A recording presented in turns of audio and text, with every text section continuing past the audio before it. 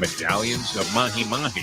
That always struck me as, whenever you see the word medallions of on one of these South Beach restaurant menus, that's it. Don't order that. Get a hot dog. Get yourself out of there because you're going to be. It's worse than the old syndrome that used to be the cliche about Chinese restaurants, where you stuff yourself and then a half hour later you're hungry again. Medallions of mahi mahi. I was a place last time I think I actually ate. This is centuries ago already on South Beach at the South Beach restaurant. Was a place called A Fish Called Avalon, and I had the medallions of mahi mahi, and you literally needed an electron microscope to see the food that was the main course. The parsley was bigger than the medallions of mahi-mahi. Medallions is another name on a restaurant menu for small. Yes. Or minuscule. They may as well just be minuscule pieces of fish. That would be the way to describe the dish. But medallions of mahi-mahi, wow, I mean, the elegance, the way the chef prepared. Anybody could prepare like a morsel of fish. It's hard to blow that, the piece is so small. I mean, unbelievable. The time. Wake up with Defo. Joined by Lubie. Welcome to the Defo Show.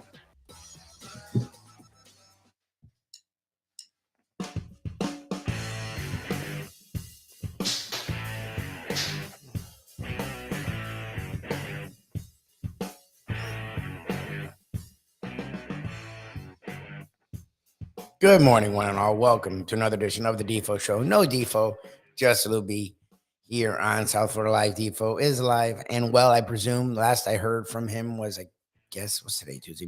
Sunday? I think I got a text from him Sunday. Now, he may not have left yet. So maybe that's why he was well. But he seemed okay. He was kicking ass against his buddy, Francesco, who he talks about a lot. He books his action, meaning like Francesco wants to put in bets. So Defo realized Francesco was horrendous at that. So Defo decided to just keep them and take them himself. And it's gone well for him. Francesco was over 6 Sunday before the Dolphins game. He had the Dolphins. So he ended up over 7. And so Defo, I guess, started his trip well. Have not heard from him since. I'm presuming it's going okay. I am here with you. He will be back with all of us Thursday here. He'll be on Thursday. He'll be back Wednesday. So there you go. Always fun in the sporting world. The Patriot, the NFL playoff picture is coming into focus. There's there's 4 games left. I don't know how many weeks. Maybe there's 5 weeks. I don't know. But there's 4 games left as the Dolphins are saying they're at 8-5. You now have the Patriots at 7-6. Patriots won in the last night 6-6, and they were losing to a Cardinals team in the third quarter that didn't have Colt McCoy.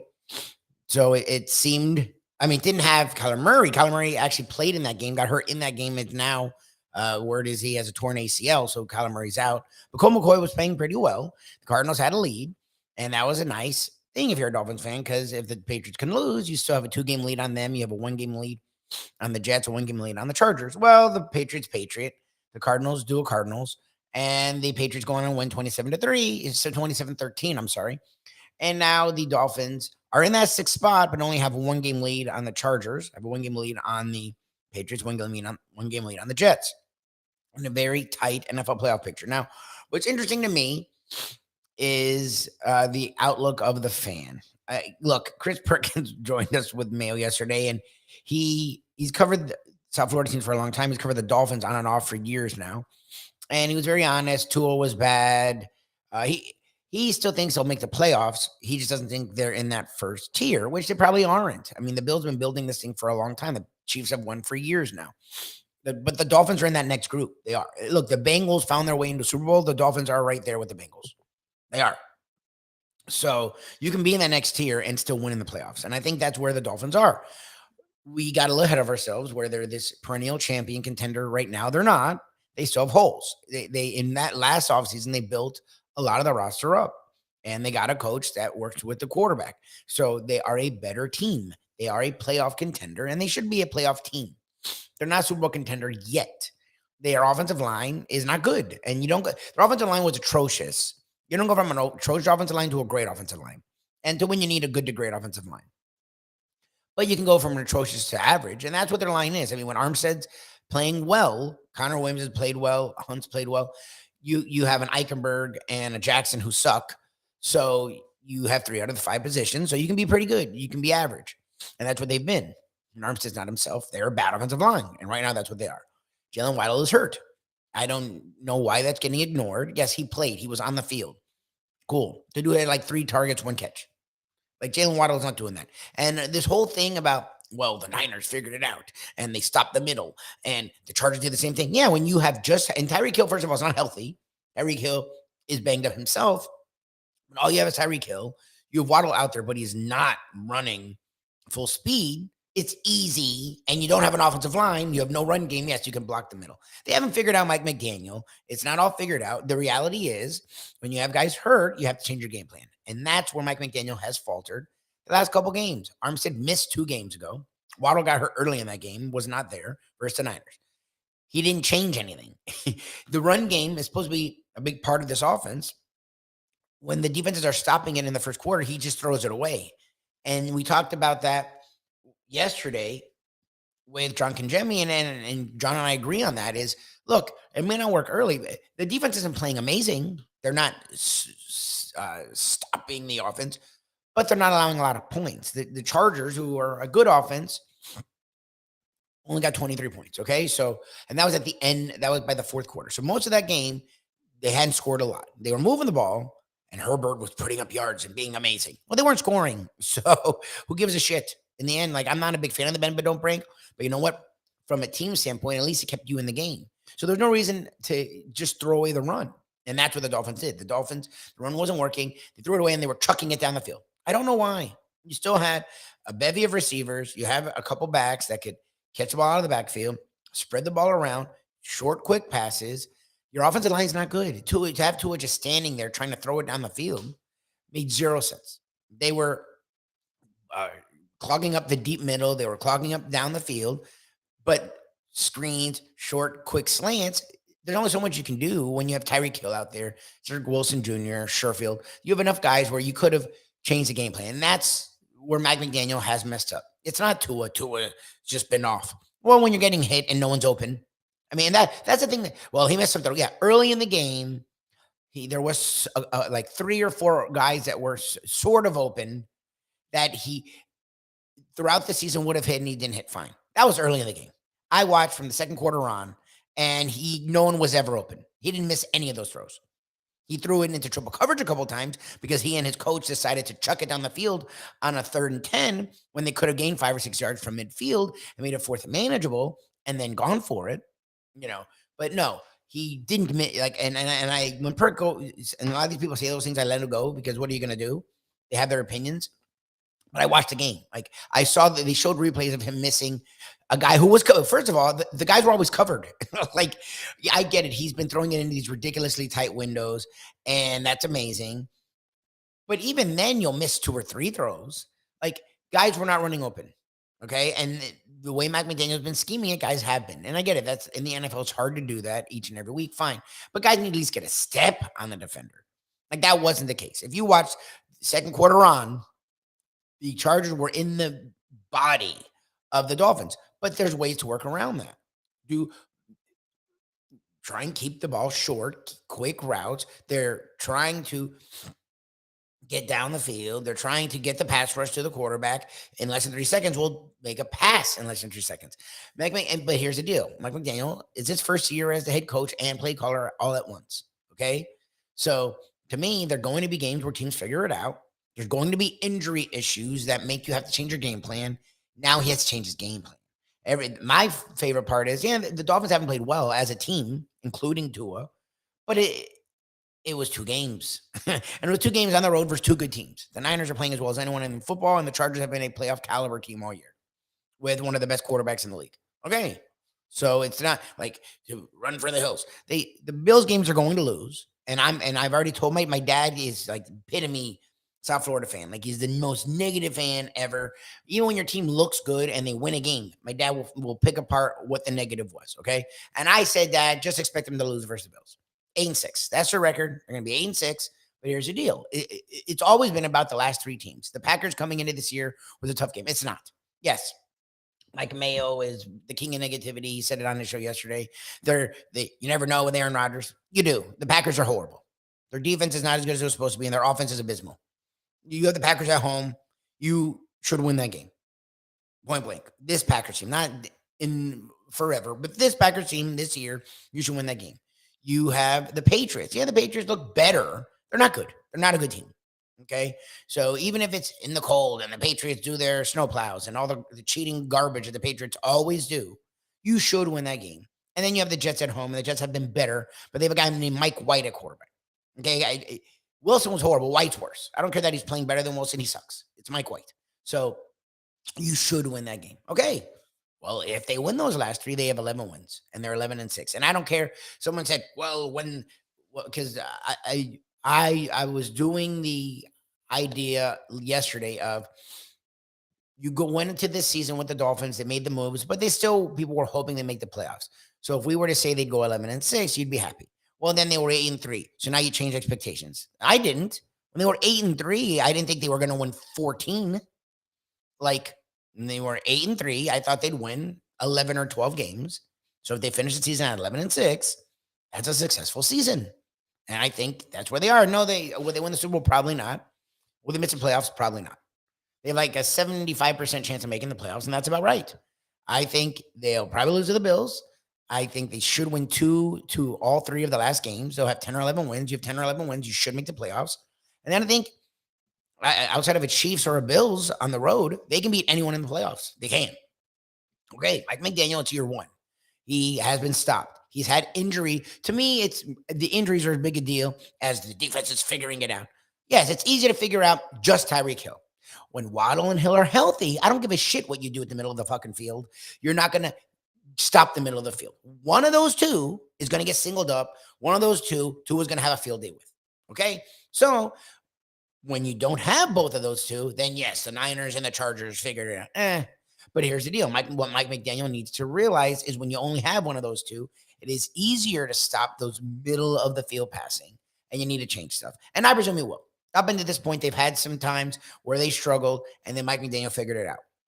The one thing he sucks at right now, and it's something Spoelstra really sucked at early, and it would annoy the crap out of me, is in-game adjustments. Mike McDaniel, I think from game to game or after a 2-game losing streak because he's stubborn, can figure it out. In the game, you could see it wasn't working, whatever the hell they were doing, but the defense was keeping you in the game. So run the ball more, short, quick passes, try and have some drives, try and just get points, even if it's field goals. Mike McDaniel kept chucking it down the field, which was stupid, played into their hands, and the Dolphins lost. He needs to work on in-game adjustments. Not, okay, wow, we have a week off. We have a week between games. Now we can adjust. No. In the game, you have to see what the hell's going on. And sometimes you have to go, you know what? This isn't working. Okay. But it's his first year as a coach, and he's one of the youngest coaches in the league. So I just love the Dolphin fan. And it's so funny because I am a South Florida fan. I am negative. I am very brutally honest about my team's play. It is weird for me to find the positive in the Dolphins losing 2 in a row. 2 games they should have won. Once Brock Purdy won in that game, the Dolphins should have beaten the Niners. They should have, and they lost by double digits. When you play the Chargers, who have struggled, who were 6-6, have one of the worst rushing defenses in football, have an average defense overall. They've had injury issues across the entire team all year long. You need to win that game. Don't get me wrong. Those are 2 games that they let slip away, 100%. But to go the other way, well, the December swoon's here. What? They played, 1 game in December? Like, or maybe 2 games in December? Like, what are you talking about? And it's a new coaching staff. It's a new coach.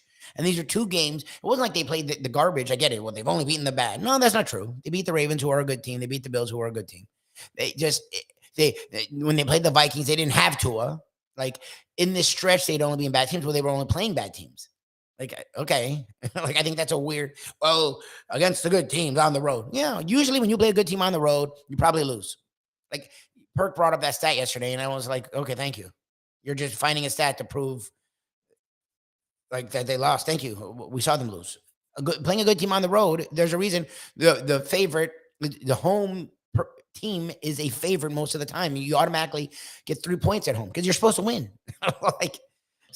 Yes, the great teams win all the games. They're not a great team. Who said they were a great team? But they're not suddenly a bad team either. It's not suddenly Tony Sparano out there or Joe Philbin. Like, relax with the December soon stuff. They'll probably lose to the Bills, so they'll have lost 3 in a row, and everyone will jump from the buildings. And then they have 3 games that they should be favored in and should win. And then we'll see. So there's my Dolphins diatribe. It's just funny. Like, I'm someone who, of the social media platforms, I'm on TikTok and on Instagram and Facebook. I don't know about Pinterest and Snapchat I'm on, but I haven't used in like 5 years. Twitter's the thing I use the most, and Twitter is the place where the trolls live. And the trolls, I don't know if they die, but the trolls thrive. So I'm on Twitter and you're seeing all these people just like losing their mind. And I'm like, what's different? Like, you really think they were going to go undefeated? They were going to be, what would it be? 14-3? You really thought they'd be 14-3? Because I didn't. So you were lying to yourself. Like, whatever happened, they were going to lose some of those games. It's the NFL. The Bills, who were the juggernaut, the great team, right? The Bills sucked for like 3 or 4 games in a row. The Eagles, who only have one loss, didn't play well for 2 or 3 games in a row. Like, it's the NFL. People come for you. You have injuries abound. Like, of course, something was going to happen where the Dolphins would lose some games. You have a first-year head coach and a first. That's the thing, is they look so good that we forget they have a first-year coach and a first-year system. Tua, for whatever reason, the last 2 weeks, has played his best ball of his NFL career. I'm hungry, a grinder. Never was a grinder. Happily married, and I think that's for people who are homosexual, and good for you. But that was never one I was on. Anyways, Andy, man. So thank you for derailing me. They were going to lose games. It was going to happen. It's Tua. Tua's playing the best ball of his career. Even the last 2 games where he didn't play well and he did miss some throws, it was easily explainable. He was getting hit. They had no run game, and his receivers. The Niners game, not so much, but this game, his receivers were blanketed. They were letting the Chargers play very physical, which doesn't really happen in this NFL. And Mike McDaniel didn't change anything. But that's on McDaniel. It wasn't on Tua. Like, Tua missed a few throws. Okay. Like that, he was 10 of 28. He didn't miss 18. Like, he missed like 4. Okay. So let's say he hits those 4. He's still 14 of 28, which is a horrible completion percentage. So it wasn't on him entirely. So it's weird for me. It's weird for me. Exactly. It's weird for me to be the voice of reason. It's just, there's a lot of season left. And this team has shown within this season, they're streaky. They're a new group put together that's having a lot more success than a lot of people thought they would have. And the AFC is pretty good. It's not as scary as we thought, because the Broncos are the Chargers are pretty good, but not good to great. The Titans are like, when Henry's on, they're a good team, but you can stop Henry and then you stop them. You know, like, the Bengals have taken some time to get going. We don't know what the Steelers and the Browns are. So the AFC is not as good as we thought, but the AFC is still good. I mean, the Jets are better than we thought. The Patriots are better than we thought. The Chiefs are great. The Bills look like they're great. And so the AFC has enough teams there that you're going to get bit here and there. And it happened. So we'll see what happens with the Dolphins going forward. I still think they'll make the playoffs.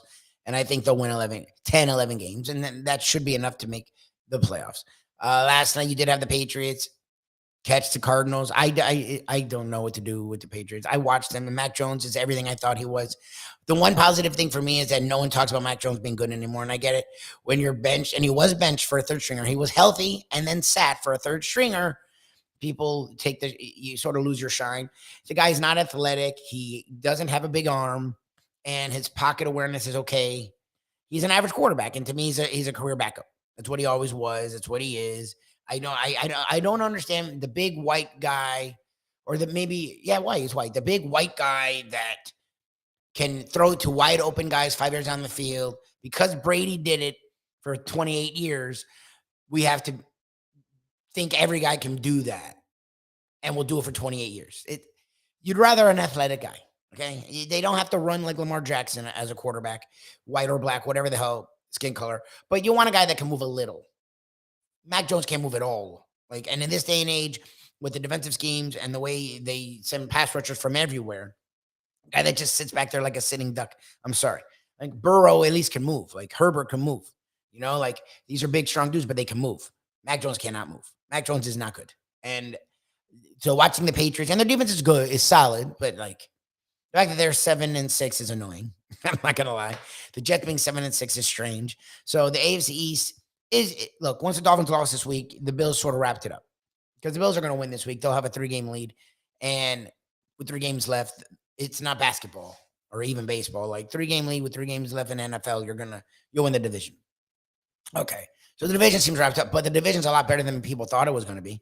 Who thought that you'd have 3 teams sitting above 500 this late in the year? I mean, no, it's every team, right? Yeah, the Jets, Patriots, Dolphins, Bills. Every team is above 500 in the AFC East right now. And the AFC has been the laughing stock the entire Patriots run. So it's been a lot more difficult than people thought. The Dolphins still have gone 3-0 in their division. So even with the season being a disaster because they lost to the Chargers and the Niners, they're 3-0 in their division, which is really the goal, is to play well in your division, play well in your conference, which they have. So that's where we stand today. The Miami Heat did play last night. They did get a win. It's so funny. This point in the year last year, because the Heat were like the number 1 seed, even though I don't really get into the NBA till like February, like the All-Star break, the Christmas Day games are cool because it used to be. Now the NFL and college bowls have taken over. But a few years ago, it was just straight NBA, like 12 games or 10 games, and it was nuts. And it was early in the season, so you didn't really care, but there was a lot of NBA, so you watched. At least I did. Now, I really don't get into it until like the All-Star break. But when the Heat were number 1 seed, okay, we talked about it. Well, the Heat have been like they're the 10th seed right now, and I get it. They're only 2 games out of the 4th seed, so being the 10th seed isn't really what it sounds like. But they're under 500 a month plus into the season. Like, they haven't played well. They haven't played horrendous, but they haven't played well. They've been very inconsistent, very sloppy, very strange, a lot of injuries. So we haven't talked a lot about the Heat. We just haven't.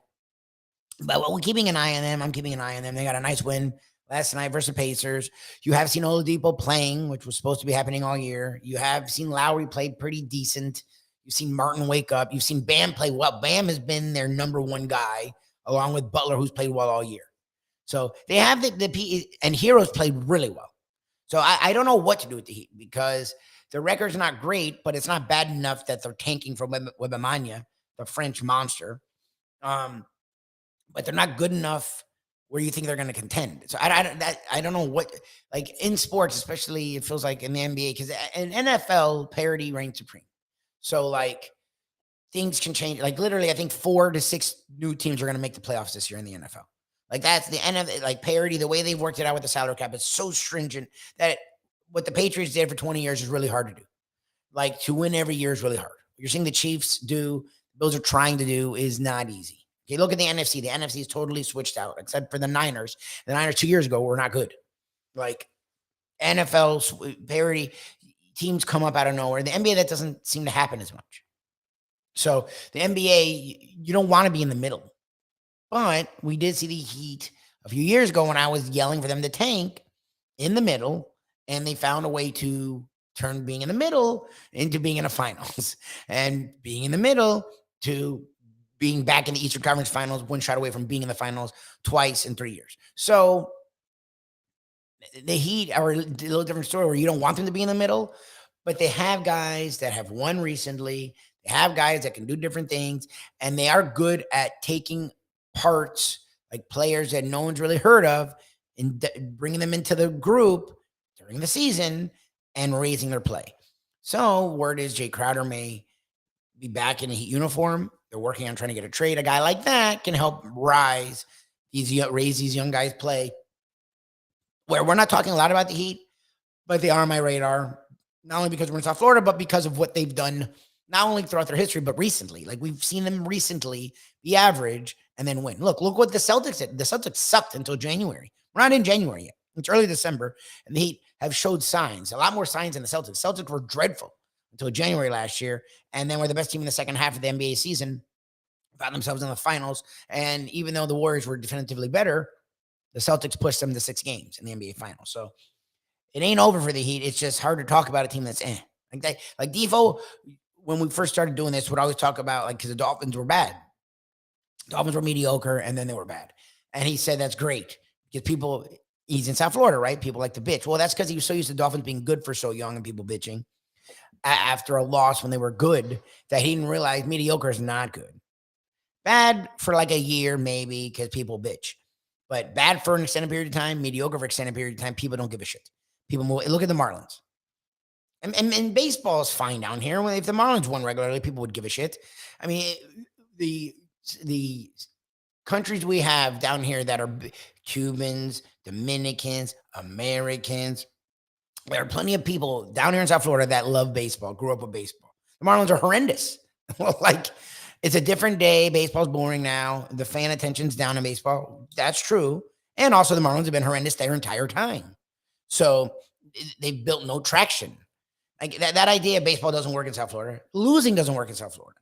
The Panthers, when they've won and had the one deep run, South Florida is in a tizzy. But if you're bad for a long period of time, people don't give a shit. Like, and that's even in the great sports markets, Chicago and Boston. Cubs games aren't on. Cubs games may be sold out, but no one's talking about the fucking Cubs when they're down. Okay, the White Sox, people aren't talking about them when they're down. The Bulls, people like even in these great sports markets, which I think is the biggest load of garbage. You've been around for 150 years. Of course, there's a fan base that's going to go no matter what. The Pittsburgh Pirates have been around a long time. Who the fuck watches the Pittsburgh Pirates? Who talks about the Pittsburgh Pirates?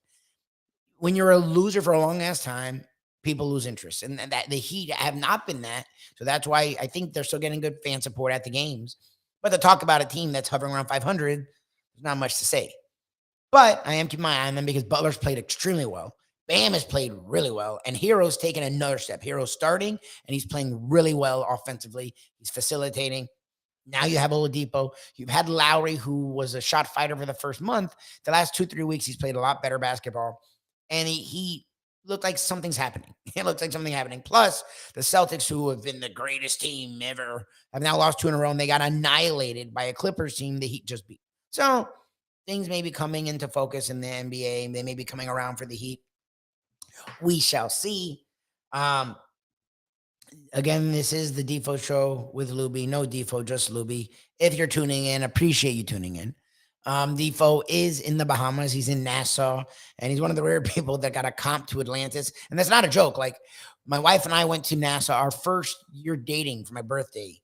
We went to Nassau, and it's funny. She's traveled the world. She's been to, even by now, I think it's up to 60 countries. But at that point, Joe Pesci movies. I've watched Joe Pesci movies in my life. I haven't watched them. I may have dropped an F-bomb, but I have not been doing a Joe Pesci.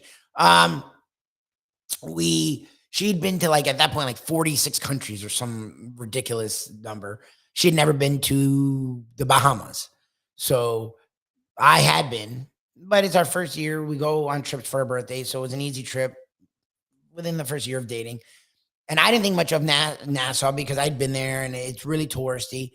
But Shirley's good at making every location the greatest. And we found a lot of really cool stuff to do. And it was a really fun trip. We had a really good time. The one place we wanted to go, but couldn't, we had money. We didn't have a lot of time, but we could have found time.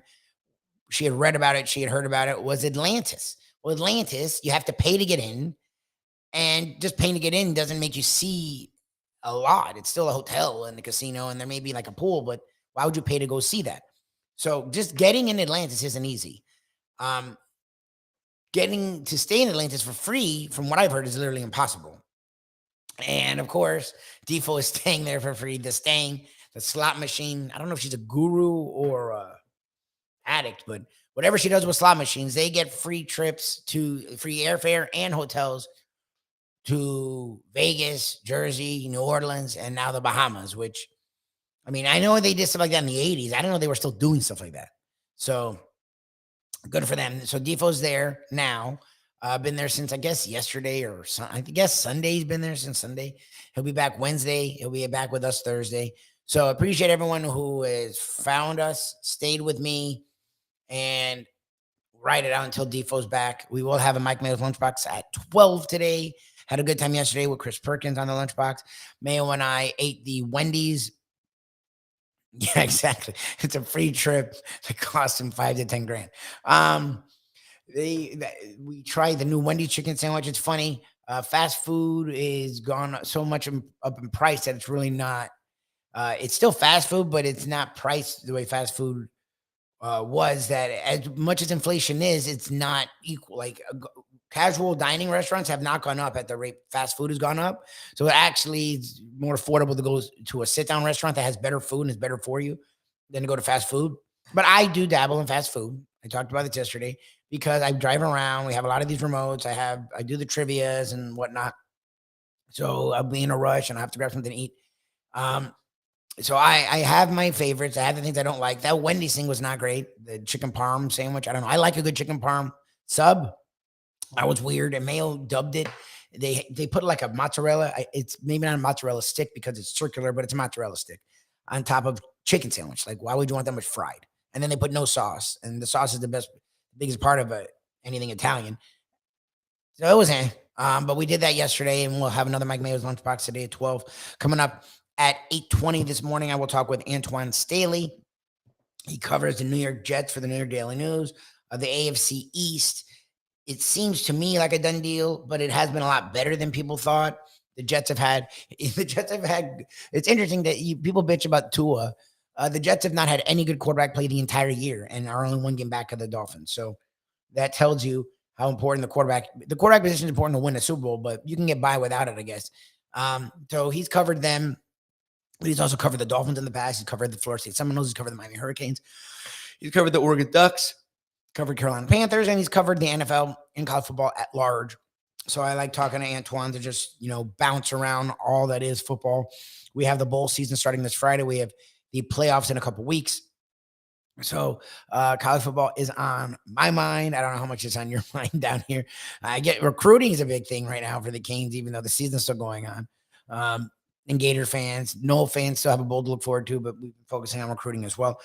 So I'd like to talk a little bit NFL and college football with Antwan Staley of the New York Daily News, covers the Jets, does a little NFL for them. And he's, again, covered everything football for years, and we've had him on for years. So he's going to join me at about 8:20.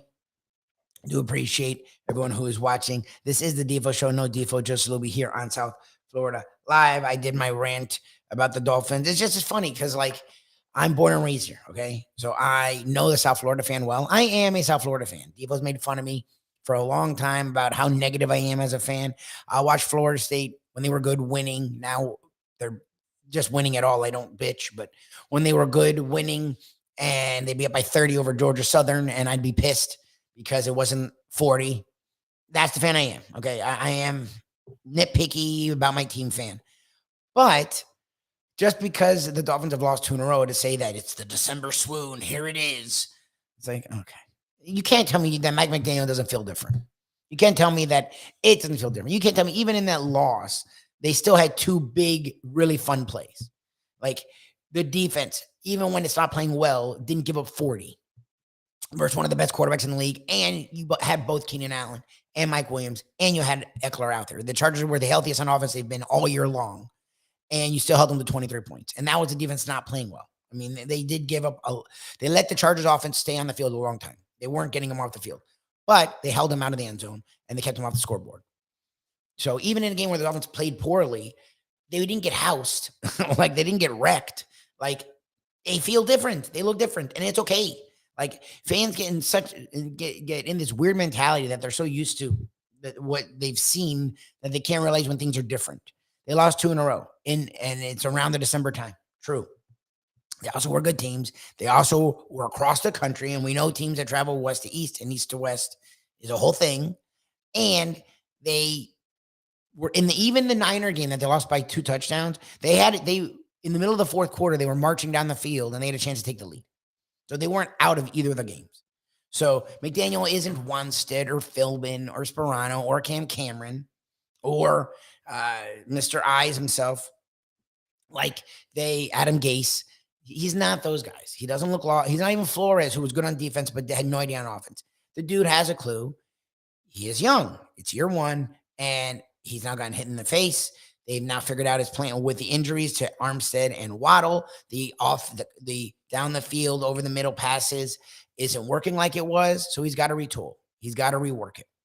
And I'm not assuming, I presume he will, because to this point, they've had win streaks and losing streaks so far this year. And the first time they had a losing streak, they came out of it. Yeah, they played a bunch of bad teams. But the Bears and the Lions are playing much better football. So even those bad teams have beaten good teams. So finding a way to win against those teams after a losing streak, which is what the Dolphins did, Mike McDaniel showed that when things aren't going well, he can find a way to figure it out and change things. He now has to do it again. They now have to rework the offense. They have to run the ball more. Whether it's working or not, I don't give a shit. At some point, you have to run the ball. because what it does is it tires the defense. It allows your defense to stay off the field, allows you to have maybe some more time of possession, allows your quarterback to settle down, quick throws, screens, slants, play. Then you can do, their offense is predicated on the play action a lot. If you're not running it, the play action doesn't matter. So if you run it more, eventually you can use the play action. He threw it away the last 2 games really early, and it bit him in the ass. They probably were going to lose to the Niners regardless, but they should have been the Chargers. And if he had stayed with the run game, he probably would have been the Chargers. But that's fine. Again, it's year 1. I understand coaches don't get 4 or 5 years. Fine. But if in year 1, you're 8-5 in your first 13 games, and you are in the playoffs as we speak, and you're trending to make the playoffs, I mean, what else can you ask for a coach, from a coach in his first year? So I think the Dolphins are on track. I think the people losing their mind about the Dolphins are a little bit too early to freak out. And I think we'll see I'm hoping, look, to me, the Bills and moral victories are not a thing in sports. Totally understand that. However, it's going to be snowy. It's going to be gross. And the Bills are really good, right? So that combination, the Dolphins should lose the game. To me, it's about how they play. If they come out there and they're able to try and run the ball, because throwing is going to be tough, and the defense plays the way that they played the first game versus the Bills, and you see them hang in the game, to me, okay, even if they're 8-6, they've at least shown something. We'll see. This is the Defo Show. No Defo, just Lubie. Tomorrow we will be kicking it old school with one on Antwan Staley. Thursday we will have the Highly Apart Trivia Challenge. Friday we will have a Degenerate Friday. And coming up today at 12, we will have Mike Mayo's Lunchbox.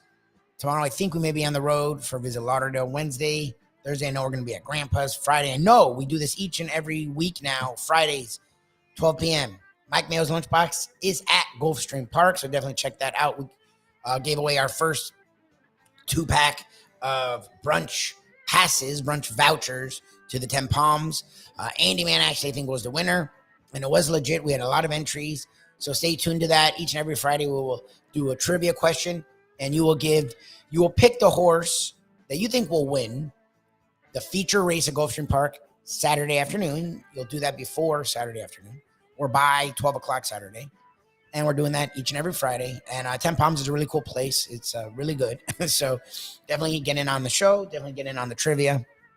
And definitely check out Mike Mayo's Lunchbox. And check me out when I get back.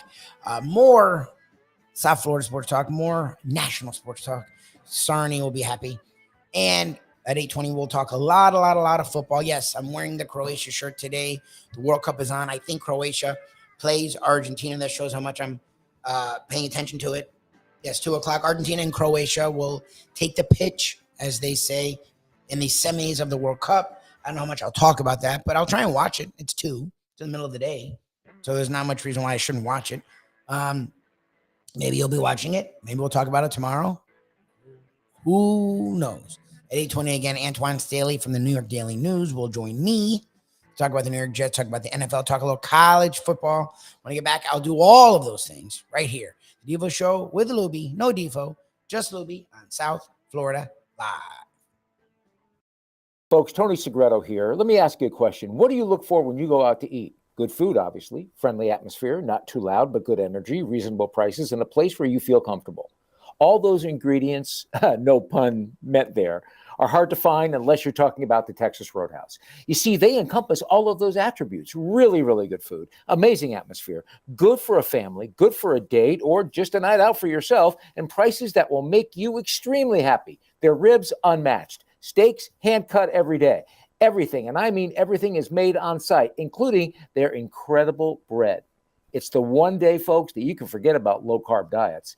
Trust me when I tell you, Texas Roadhouse, your restaurant, your destination when you say, where should we go and eat tonight? From the newly renovated sports bar to the beautiful bayside views captured at the Tiki Bar, Jimmy Johnson's Big Chill has it all. Located at mile marker 104, the Big Chill also offers waterfront dining while experiencing breathtaking sunset views of the Florida Keys. It's simply the hottest spot in the Keys to cool off. That's Jimmy Johnson's Big Chill at mile marker 104 in Key Largo. For more information, call today at 305 453-9066. Recently, we realized it's not just hurricane season that can hurt us. Any time of year, things can happen to your home or business. And the insurance company can be your friend, but they also can be your enemy. Horizon Public Adjusters, Justina Testa, are here for you to help this process go so much easier. Before you call the insurance company, call Horizon Public Adjusters and Justina Testa at 954-809-8752. Would you go into court without an attorney? So why would you go up against an insurance company without Horizon Public Adjusters and Justina Testa? 7 to 10 times more money recovered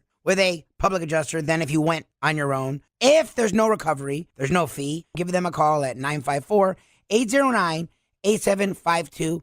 Why go up against insurance companies alone when you can have Horizon Public Adjusters and Justina Testa on your side? The great Tom Rinaldi joined us, ESPN, ABC, and virtually everywhere else. So this is about you guys and what you've done. And I appreciate the music. And this is one of those rare instances where, frankly, I'm not certain that there is a soundtrack which can convey the emotional depth and heartfelt gravity, the hearts that you've touched, the souls that you've mended, the minds that you've shaped, and the mornings that you've wrecked across 10 hard, long years. We can think back in our memories and try to catalog the different touchstones in our lives, but we know one of the great constants, not to be enjoyed as much as to have overcome, is the Defo Show. And with it, like a virus in its own way, that has stayed with us, that we have not been able to shake, we now mark 10 years together. I tell you what, I bet Lee Schreiber crawls into the fetal position when you start doing the narration, Tom. I don't think so. I think he's just fine. I think Lee Evans is just fine. From South Florida to the entire world, thank you to the iHeartRadio app. Here is Defo joined by Lubie on The Defo Show.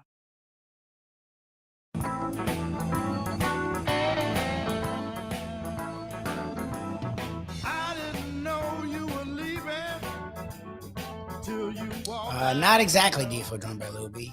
Lubie without Defo. Here on The Defo Show with Lubie on South Florida Live. To everyone who's found us, I know this is the interesting part of the year. We are getting to the middle of December, and we're going to be working straight through. The way the holidays work out, both Christmas and New Year's is on the weekend. So I don't even know if we're taking the eves off, maybe take New Year's Eve off, I guess.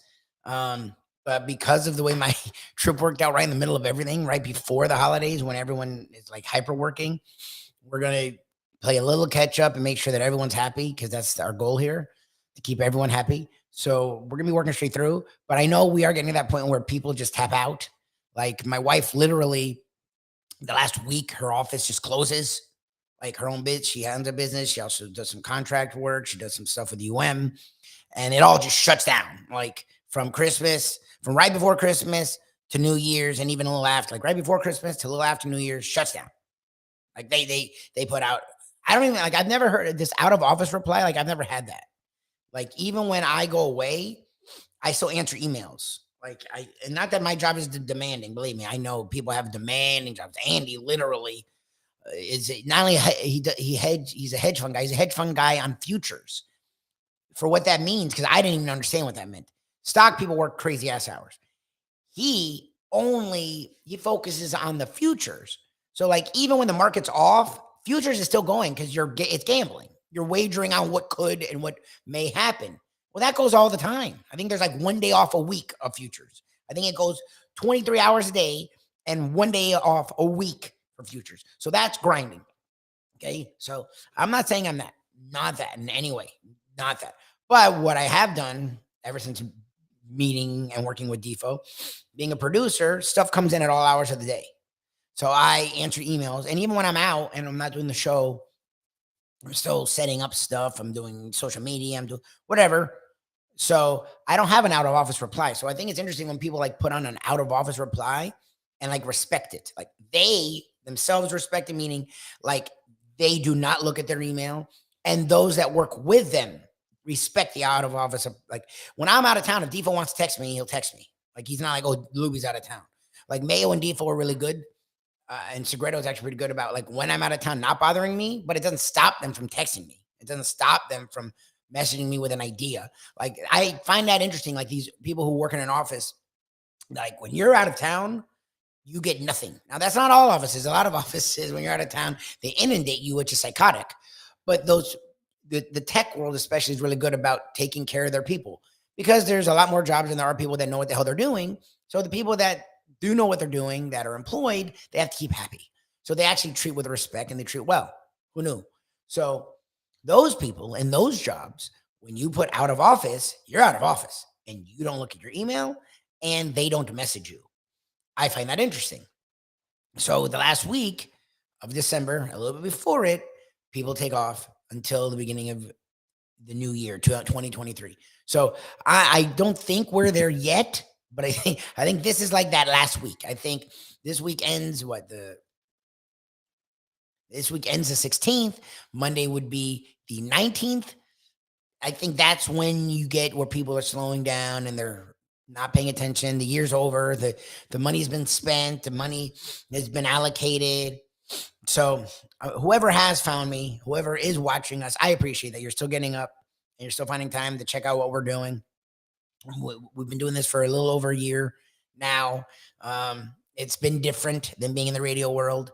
It's been interesting. It's been cool. Look, and for all that we lament now because they don't have foresight, the world of radio is almost non-existent, especially in sports talk. I mean, in South Florida, there's literally one channel that does live programming, and even that channel doesn't do live programming all day.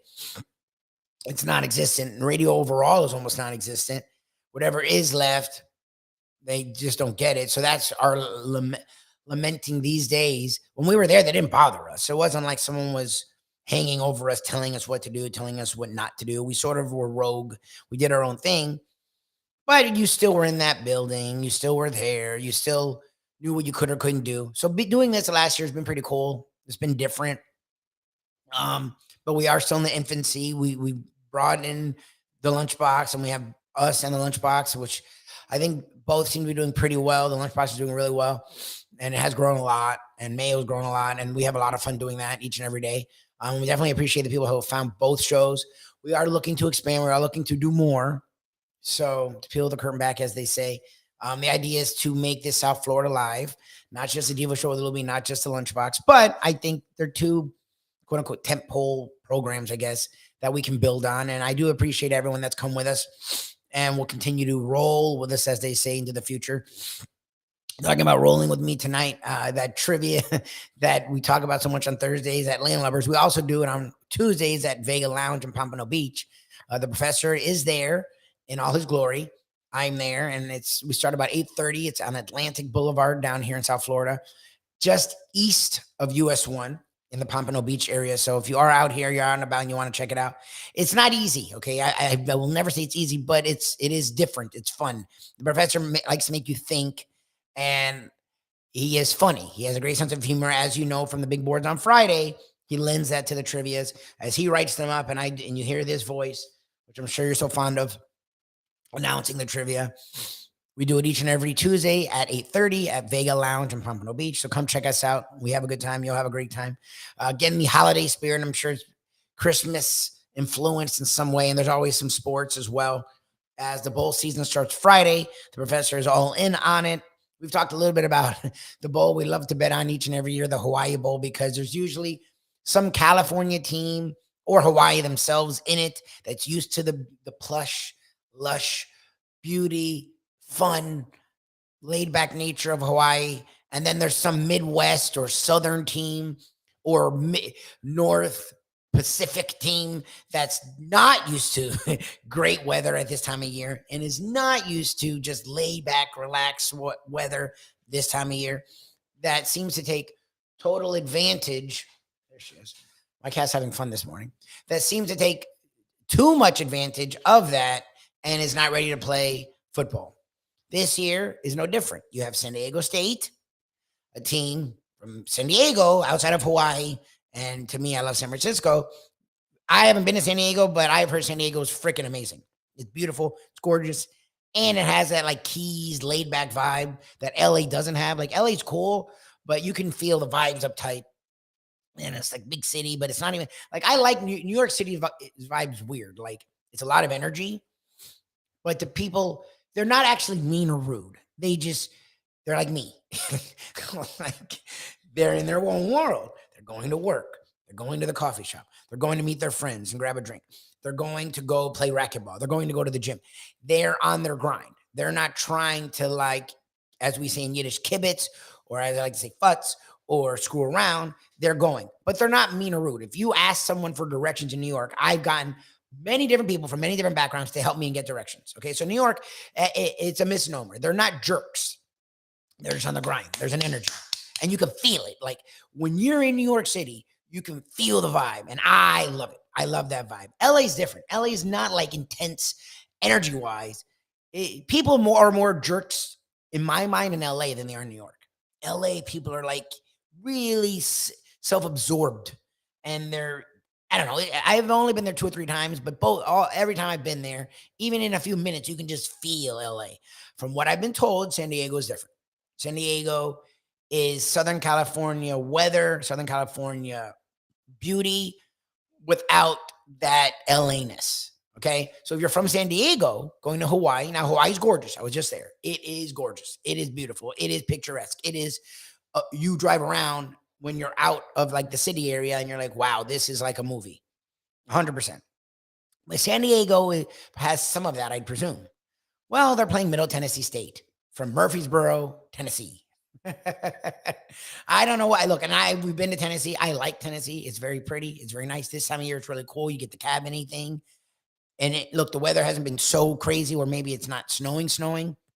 I'm thinking in December, late December, Murfreesboro, Tennessee is not Hawaii.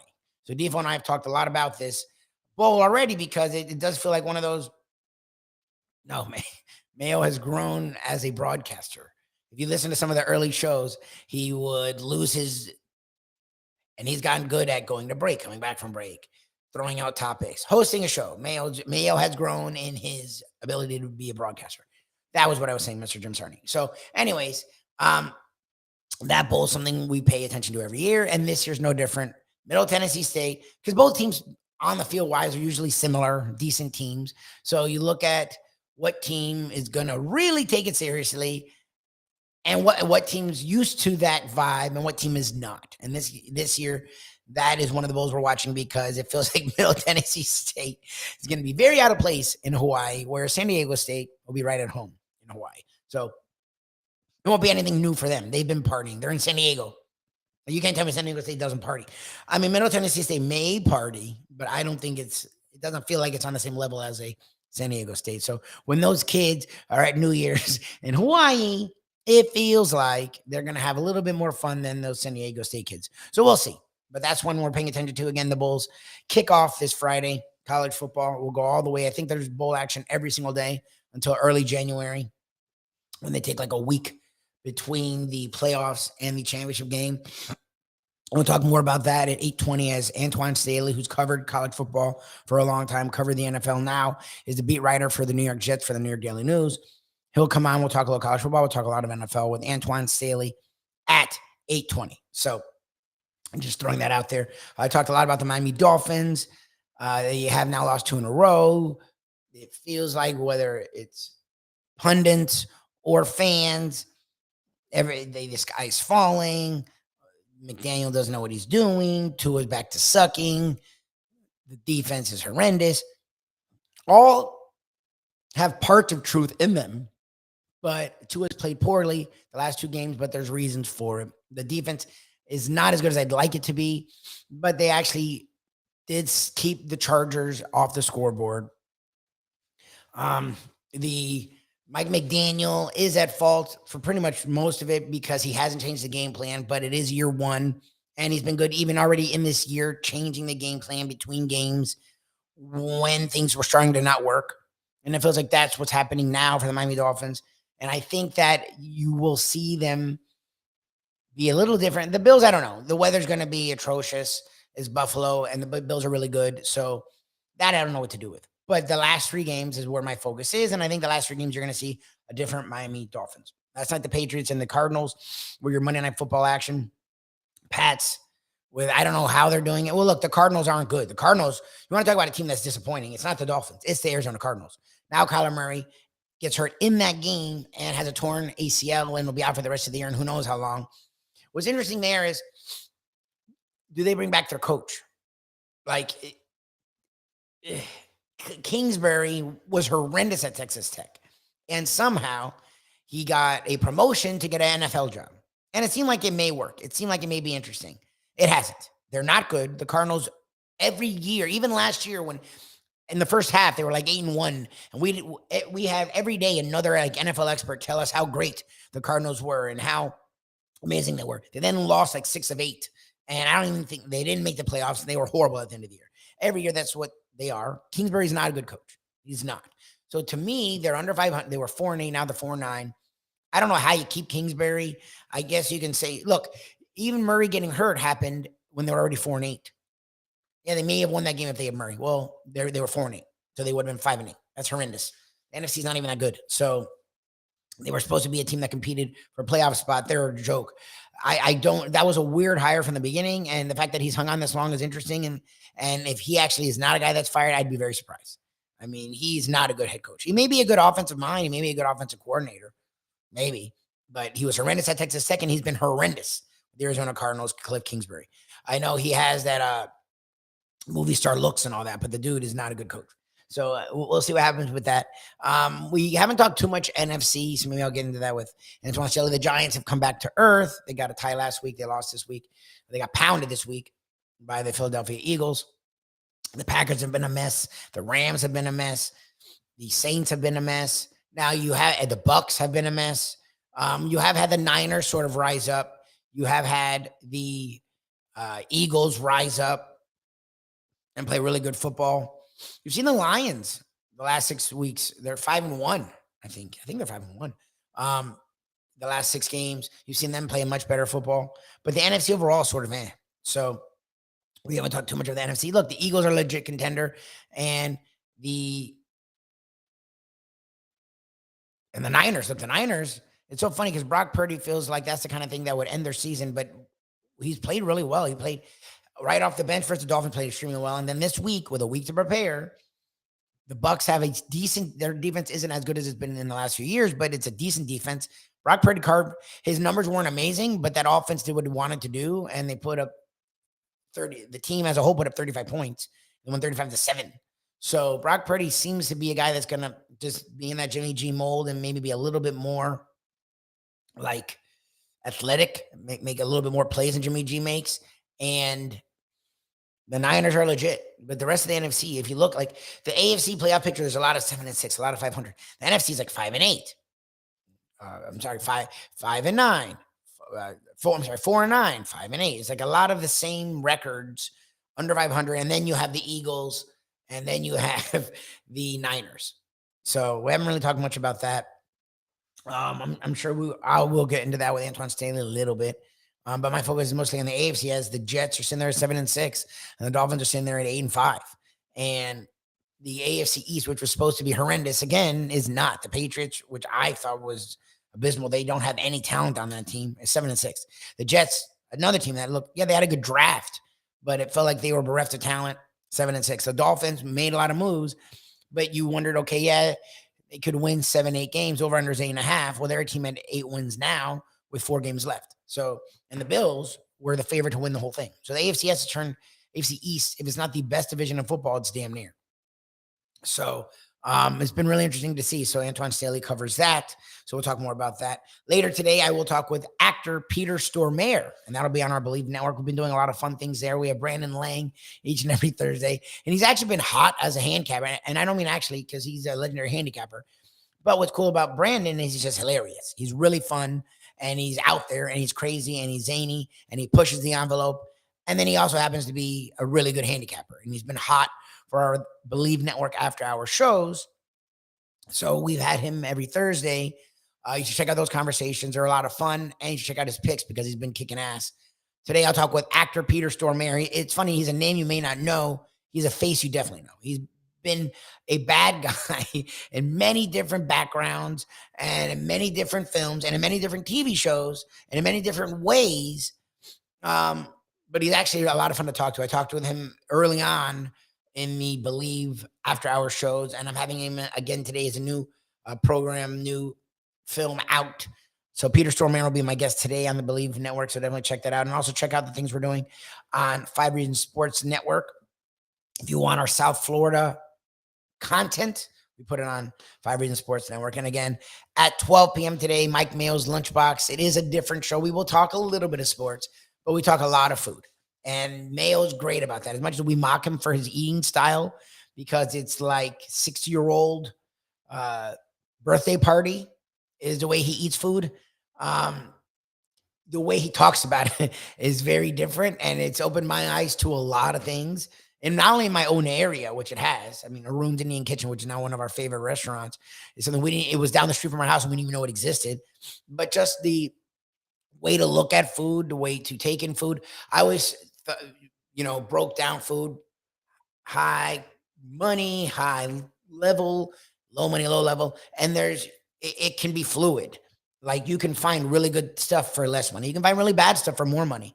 It's not always about money. It's about the quality. It's about the care. It's about the individuals behind the food. And that's something I've learned from this show. Like we've been out and about all around South Florida and met a lot of really cool restaurateurs, a lot of cool chefs, cool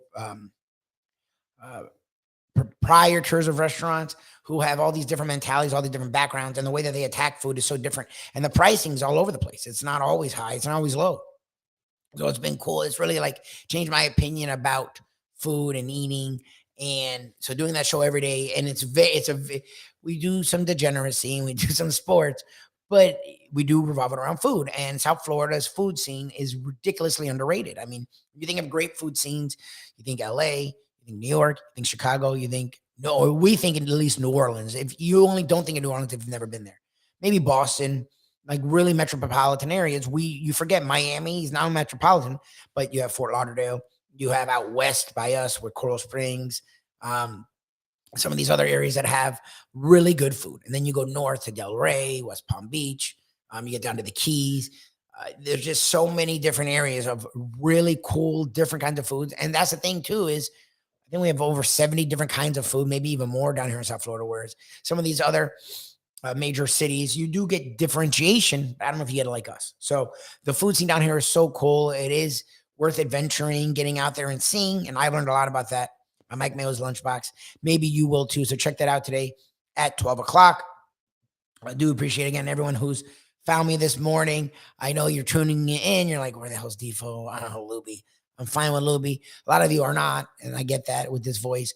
A lot of you are, which is cool, but you don't want just me by myself. I totally get it. Go Morocco. Yes. That's tomorrow. Morocco and France play tomorrow in the World Cup. Today is Croatia and Argentina. But those of you that have found and stuck with me, I appreciate it. It means a lot. And we're going to get through it. Defo will be back in town Wednesday. Be back with us Thursday. So I definitely appreciate you watching me do my thing. I talked Defo. Mayo made fun of me yesterday because I came on. It was a Monday, and we've been spending our weekends outside of the traveling. We went to Hawaii doing stuff to the new house. And it wasn't to be self-absorbed and narcissistic. It was, I feel like we've all moved. We've all, moved into a house, moved out of a house, done work to a house. And because that's been my life, and it has, like right now, my wife right now is literally cleaning for the cleaning lady. Like this has been our life. We spent yesterday all day cleaning, unpacking. We've been in that. We closed the 27th. We had work done till right before Thanksgiving. And since then, we've been moving in, literally moving in, unpacking boxes, finding this, finding that. Every day you're like, oh, good, we're done. And then it's like, oh, shit, the bedroom's a fucking disaster. Okay, we're done. Oh, my God, the bathroom's a disaster. Oh, we're done. Oh, this bathroom's a disaster. Oh, we're done. Like every time you think you're like, oh, we're done, there's 6 other things that need to be done that you didn't realize. So the pool, I've never owned a pool. I've swam in them. I've enjoyed them. I never owned one. So like, this is like a big focus for me, is trying to figure out how to get the pool swimmable And I get it. It's this time of year where maybe people aren't swimming in pools, but you have a pool. I want it to be, I don't even know if that's a word. I want it to be able to be swam in. Okay. So that's a focus of mine, is trying to figure out how the hell to get the pool in good shape. And yes, you can get a pool guy. Well, I'm a new homeowner. Okay. I want to do it myself. Eventually I'll probably have a pool guy. I'm admitting this, but my father-in-law has had a pool for 15 years and he has not needed a pool guy. My grandfather didn't need a pool guy. Yeah, exactly. We've had one of my family friends live in this neighborhood. They've lived here for 30 years and they don't have a pool guy. So I want to at least try to not have a pool guy. Okay. Well, good luck. Exactly. Have fun. Yes. Literally didn't put chlorine in for 2 weeks. A pipe burst. So we lost water. So it literally sent me back 3 weeks. And finally I have it with water. Finally, if you look at it from the right angle, it doesn't look like shit. But would I swim in it? No. Will I let my nephew swim in it? No. Would I let it, I don't like my cat going near it because I really don't know what the water's doing. So yeah, so that's why yesterday and today I've discussed the home, not because it's all about me, but because from what I know, and I've been involved in a lot of moves for a lot of friends, we've all been through this, and it's so fun. Like once you get settled in, it's really cool. I love our house. It's a departure from having, and we were lucky. We didn't do the apartment thing. We had a townhouse first.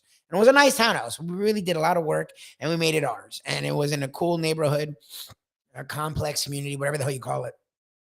But a two and a half bedroom, 1,200 square foot townhouse is a lot different than a 2,300 4-bedroom, 2-bath home with a pool. It's very different.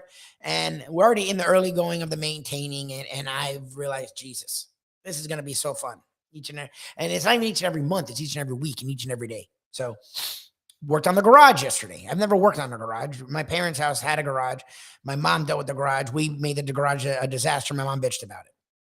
Now it's our house, so I actually give a crap about the garage, and I want the garage to be nice. So I'm like doing things it's so funny. Like when you get older, the things you get excited about are so different than when, like Friday and Saturday, when you're young up until, at least for me, my late 20s, going out. Now I couldn't tell you if it's a Friday or Saturday night. The only difference is my wife and I will lay passed out together, as opposed to during the week. She works till late and I have trivias and I have different things going on. So that's how I know it's the weekend. We don't worry about going out, maybe grabbing dinner, spending time with the families, but like going out, like we don't think like that. So that's what used to get me excited. What gets me excited now is cleaning the garage and having the pool look nice and having the bathroom be like not garbage, and having the bedroom look nicer, like leaving our other house in good shape for the new owner. Like those are the things that get me excited now. Having, oh my God, the bulk pickup person coming every Monday and cleaning the bulk. So like I've been able to extricate the garbage from the garage. Like these are the things that make me excited in my 30s and 40s that I wouldn't have given a damn about in my younger years. It's just funny, like the way how life works out. So yeah, we're working on our, I don't have, as you can see, it looks like I have a studio. I do not. There's no floor. Like literally, like the idea, work in progress, is what we're holding on to. And we were really anxious and impatient in the beginning.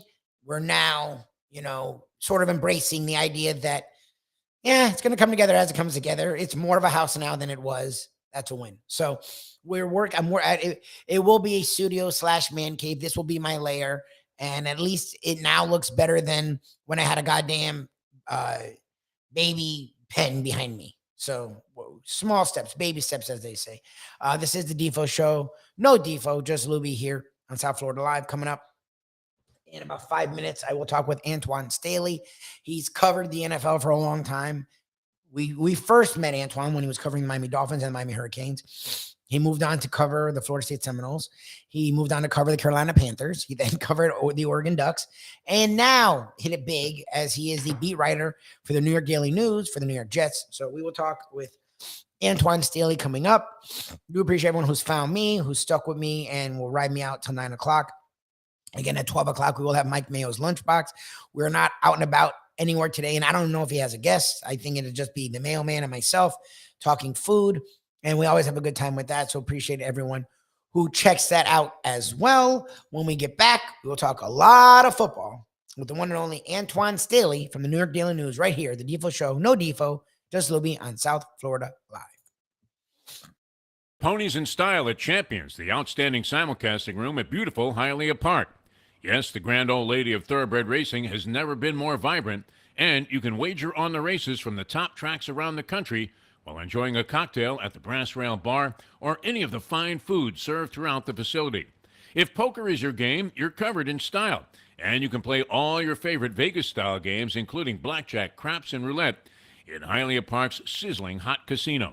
Get a player's card when you walk through the door for all kinds of generous amenities, including our favorite, free play, when you come out to the ultimate casino and entertainment destination, Hialeah Park. Hey folks, Tony Segreto here. You know, since day one, Catholic Health Services has been part of Old School. And since we've started letting people know about them, it's changed their lives. You see, Catholic Health Services, while being recognized as one of the top places for stroke rehab in the country, it's also about a group of people who not just excel in what they do, from the doctors to the nurses to the therapist, on and on and on. It's how they do what they do every single day that separates them from the pack. They do it with a passion, unmatched, and the inclusion of family in every step of the process.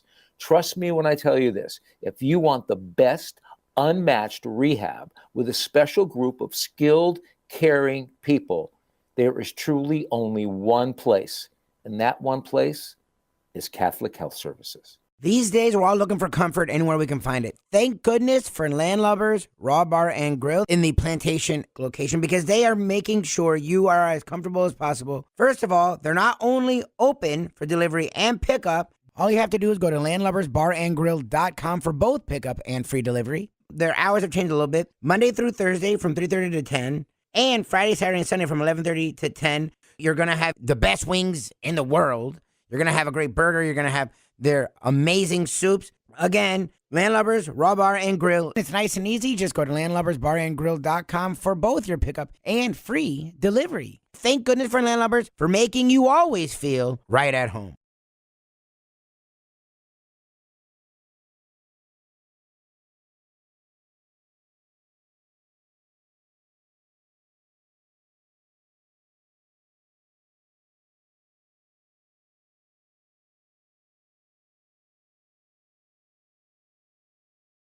Mr. Pentangeli, were you a member of the Corleone family? Did you serve under Capo regime under Vito Corleone, also known as the Godfather? I never knew no Godfather.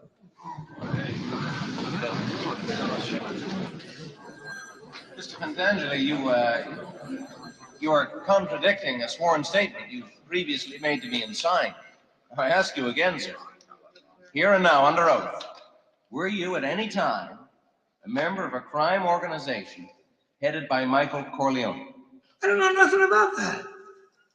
Oh, I was in the olive oil business with his father, but that was a long time ago, that's all. We have a sworn affidavit. We have it. Your sworn affidavit that you murdered on the orders of Michael Corleone. Do you deny this confession? Look, the FBI guys, they promised me a deal.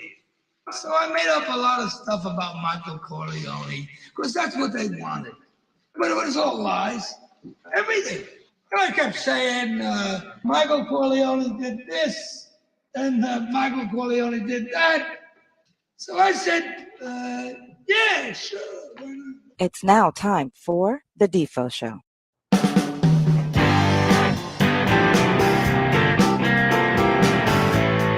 Welcome back, one and all, to the Defo Show.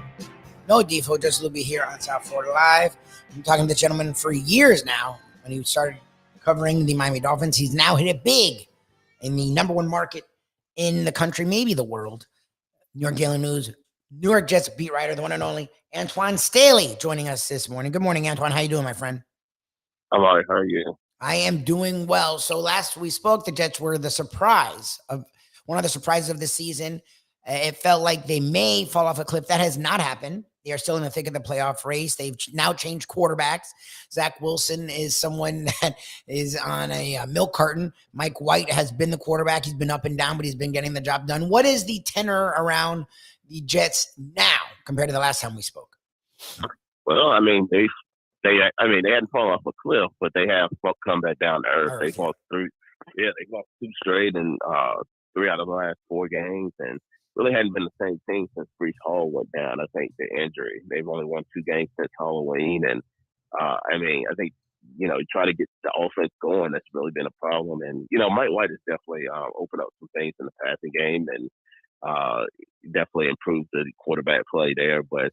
They've had trouble scoring points and starting early. And we saw that in the Buffalo game where they got off to a slow start. The Bills did too, but once the Bills offense started to get going a little bit, it's just hard for the Jets to score points there. But yeah, I think the good thing is they're still in the playoff race. Although now with the Patriots winning and Chargers also winning over the weekend, now their job is a lot harder than. They got 4 tough games coming up where you got a hot Detroit team that's playing really well, and then you got Jacksonville on a short week. They're playing better, and then you got to travel to Seattle and Miami to make the play on the road. So their job to make the playoffs is probably tougher than any other team on the schedule, but they're still in it. I think they're whether they make the playoffs or not, I think they're a year ahead of schedule. So I think, we'll see how the rest of the season goes. But, right now, I think Robert Saleh's done a tremendous job considering all the circumstances that he's faced. What is the deal with Wilson? I mean, he was a number 2 pick a year ago, and I get it. The way he's played has not been good, and you've seen Mike White do things that he wasn't doing. He does take a lot of chances, which is what they liked him about of him coming out of BYU, and all of a sudden now in the NFL, that's not something that is really highly regarded. Like, he's healthy. He's not playing. Will he be on their team? Like, what do you do with Zach Wilson going forward when you invested so much in him and you're already sort of put him out to pasture? I don't know. That's a good question. I think, I want it's going to depend on how Mike White and the team does the rest of the year. If they end up making the playoffs, then I think Mike White's also a free agent from South Florida, Fort Lauderdale guy, and he definitely trying to play his way to maybe a bigger contract somewhere else or possibly a starting position. And I think right now they're telling you that Zach Wilson is still part of their future, but it's kind of hard to believe that when he's not even dressing. He's the 3rd string quarterback right now. I think ultimately, if the Jets make the playoffs, then I think this might be the end of Zach Wilson there in New York there. But yeah, also if they don't miss the playoffs, which I think is likely to happen now, I think they may just keep Zach Wilson on the roster, but also sign some kind of veteran free agent in the offseason, like a Derek Carr or Jimmy Garoppolo or somebody of that mold too that can come in and win the job or also push him too as well. There's no you still have Zach Wilson at least on the roster for 2 more years. You don't have to necessarily get rid of him, but at the same time, you definitely you're trying to win now and trying to make the playoffs. And Saleh, if they don't make the playoffs this year, it's going to be a lot of pressure on him in his 3rd year to do so. And you definitely want to have some kind of veteran that's there that can stabilize the position and help you win immediately. It's just such a weird situation because, and look, we saw it here with Tua where into year 3, there were still questions with him. And you saw that first year where Fitzpatrick and Tua Fitzpatrick with Flores, as we know, we found out Flores was not a big fan of Tua, but it still felt like they were writing him out. It still felt like they were giving him all his chances. In New York, it sort of feels like he's healthy. Like, and it's not like he's on the bench for some long time starter in the league, even a Ryan Fitzpatrick. Mike White, someone most of us never heard of. So the fact that he's just sitting on the bench for Mike White, yeah, you have time on his contract. He's on that rookie deal, but it's like, how can you then go back to him?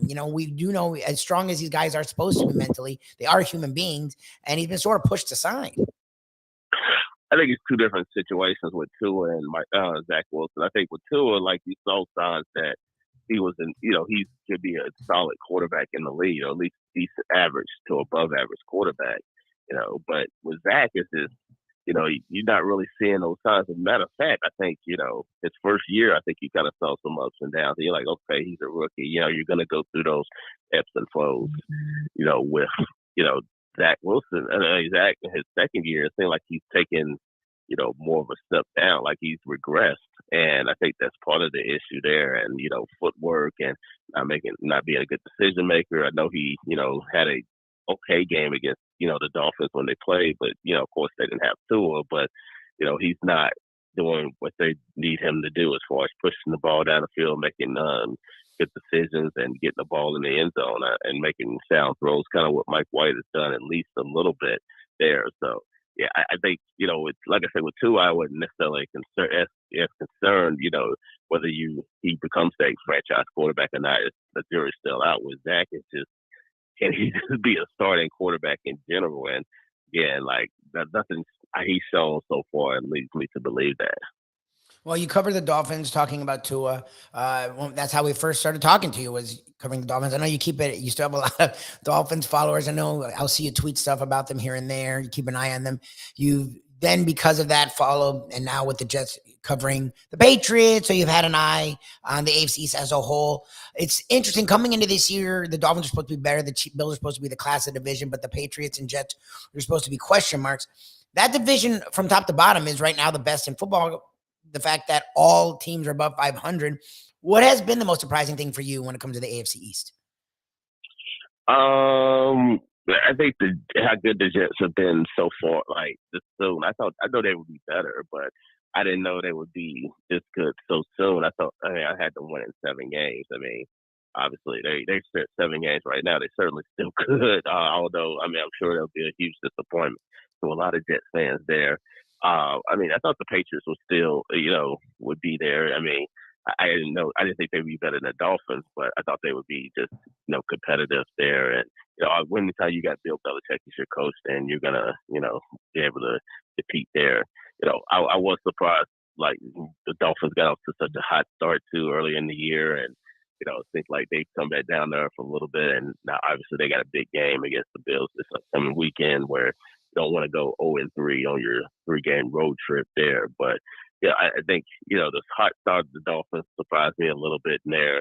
And then definitely the way the Jets have played, early in the season. Although, like I said, again, both teams are kind of, coming back down to earth a little bit. But they still have an opportunity to make the playoffs there. I think the Dolphins will get into the playoffs somehow, whether it be, sneak in as the 6th or 7th seed. But, the Jets, we'll see. But, yeah, both teams definitely have some work to do.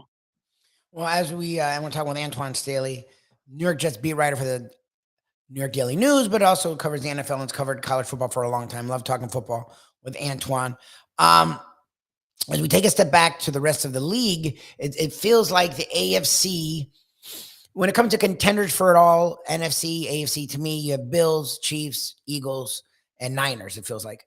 But when you go to the conferences overall, it feels like the AFC may be a little bit deeper. You have the Chargers coming on. The Bengals look like that team that did find their way to the Super Bowl last year, especially in offense. The Chiefs are finding their footing. The Bills are trying to get back to their winning ways. Who do you think, when it comes to the AFC, not the Chiefs and Bills, but is the scariest outside of them? Well, you definitely have to say Cincinnati. Yeah, and all the way. That's pretty much I think that's the only answer at the moment. The Ravens, Lamar Jackson's hurt right now. We'll see how they are when he gets back. Tennessee, they're probably going to win the division, but that's kind of by default because, nobody. The Colts are playing, poorly, worse than a lot of people thought. Houston, not even nowhere near the conversation. If Jacksonville had played better earlier in the year, I think that might be a conversation. Although the Jaguars are still technically in the playoff race and in the South race, but so I can't take them seriously. The Chargers are dangerous too, but you want to believe in the Chargers, but it's always something that keeps me from doing that, just because there's some way they don't just get over the hump. If it's some kind of injury or Justin Herbert's not necessarily playing well, and I'm not necessarily the biggest Brandon Staley fan when it comes to some of his anyone is throughout the course of the game. So Yeah, I think you have to go with the Bengals. I mean, they made the playoffs last year. Joe Burrow's playing a lot better. They started at 0-2, and I think some people were questioning, just the state of the team. But yeah, I mean, they still have a legit shot to even get to the number one seed in the AFC. And if they don't, then I don't think they have any problems going on the road. And as we saw last year, they beat the number one seed Tennessee Titans last year. Then they went to Kansas City and did the same thing to the Chiefs. So yeah, I think I wouldn't surprise me if they were to get back to the Super Bowl the way they're playing right now. We don't talk too much NFC here, but to me, the two of the more interesting things going on in the NFL are out of the NFC. A guy, you and I don't know if we've gone at it per se, but you and I had differing opinions about Dan Campbell. I know you covered him down here. You liked him. You were honest about his approach to football in 2018 or 2016 at the time? 2015. You were honest. Yeah. He was a little old school, and most of the reporters who covered him liked him because he at least talked. He was fun. He was honest. And you had an affinity for him as a coach, and you said, look, watch out for Dan Campbell. And I sort of mocked that in a sense because it felt like his approach to football is sort of outdated. Well, at least right now it's working. The Lions are 5-1 in their last 6 games. Even before that, they pushed the Dolphins. They all year in those games that they lost, they were in close battles. Now they're putting up 30-40 every single game. Their defense, which was a disaster, has sort of figured it out. It's been interesting to watch the Detroit Lions sort of come of age right in front of our eyes. And as much as I've mocked Dan Campbell, it feels like he has a lot to do with it. Yeah, I mean, the team seems like they're really rallying around him, man. I know he's like a, traditional football coach when you think about this, what a football coach might look like and kind of sounds like in his, weird, phrases or whatever. But, the man, I always thought, if he could surround himself with a really good staff, then he could win. And I think that's kind of what he's done. And the offense has been explosive for Detroit. I mean, offensive line is one of the best in the league there.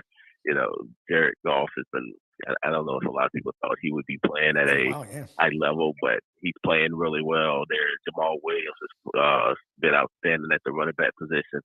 It's just really their defense has really been a question, but they played better against the Vikings last weekend, and they'll play the Jets this weekend in a big game for both. I mean, I think the Lions could definitely still sneak into the playoffs.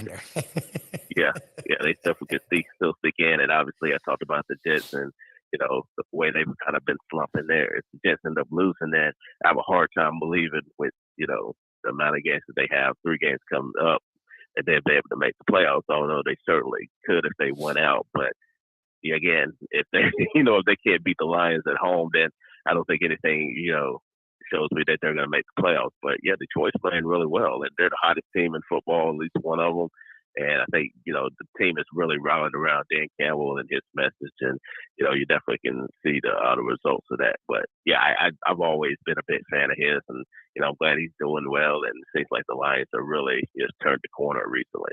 When you're talking about teams that are the hottest, the other story that I find really interesting, and look, you've covered the NFL and college football the entire time I've known you. I mean, between your coverage of the Canes, covering FSU, you covered the Oregon Ducks a lot, and I know you still have an eye toward the world of college football as a fan and even as a writer. What's going on with the Niners is interesting because Brock Purdy is funny.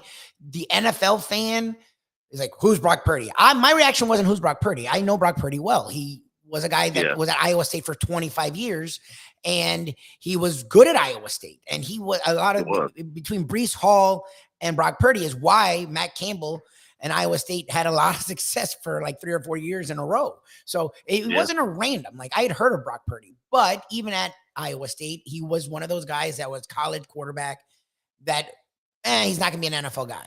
To see him come into the NFL, yeah, fine. Off the bench versus the Dolphins is one thing, but with a week to study for him to get out there. Yeah, the Bucs aren't the Super Bowl Bucs this year, but they still have a solid defense. And it wasn't like he put up 400 yards. But he made plays in that game that Jimmy G wouldn't have. And their offense is as good, if not better, with him. To watch what's going on with the Niners and the fact that they lose Jimmy G and they're probably as good, maybe better, is one of the weirder things to me. Yeah, I mean, to go back to Purdy, I mean, well, you know about his brother too. Yeah, well, I know his brother well. Yeah, you were there actually. But yeah, I mean, Brock was. I mean, he's a smaller guy. I mean, I never thought he was a bad quarterback. He's just a smaller guy. I think he's 6 foot tall, or at least listed there. So I think that's kind of the reason why he got drafted the way that he was. I mean, it wasn't bad at Iowa State. So to come in, everybody talks about Mr. Irrelevant, the 7th-round pick, but this isn't your traditional 7th-round pick. This is the guy that I thought probably could have been picked in the 5th, 6th round, and somebody you can develop. And Kyle Shanahan is just, a mastermind. Is basically what it boils down to. I mean, you have Jimmy G there.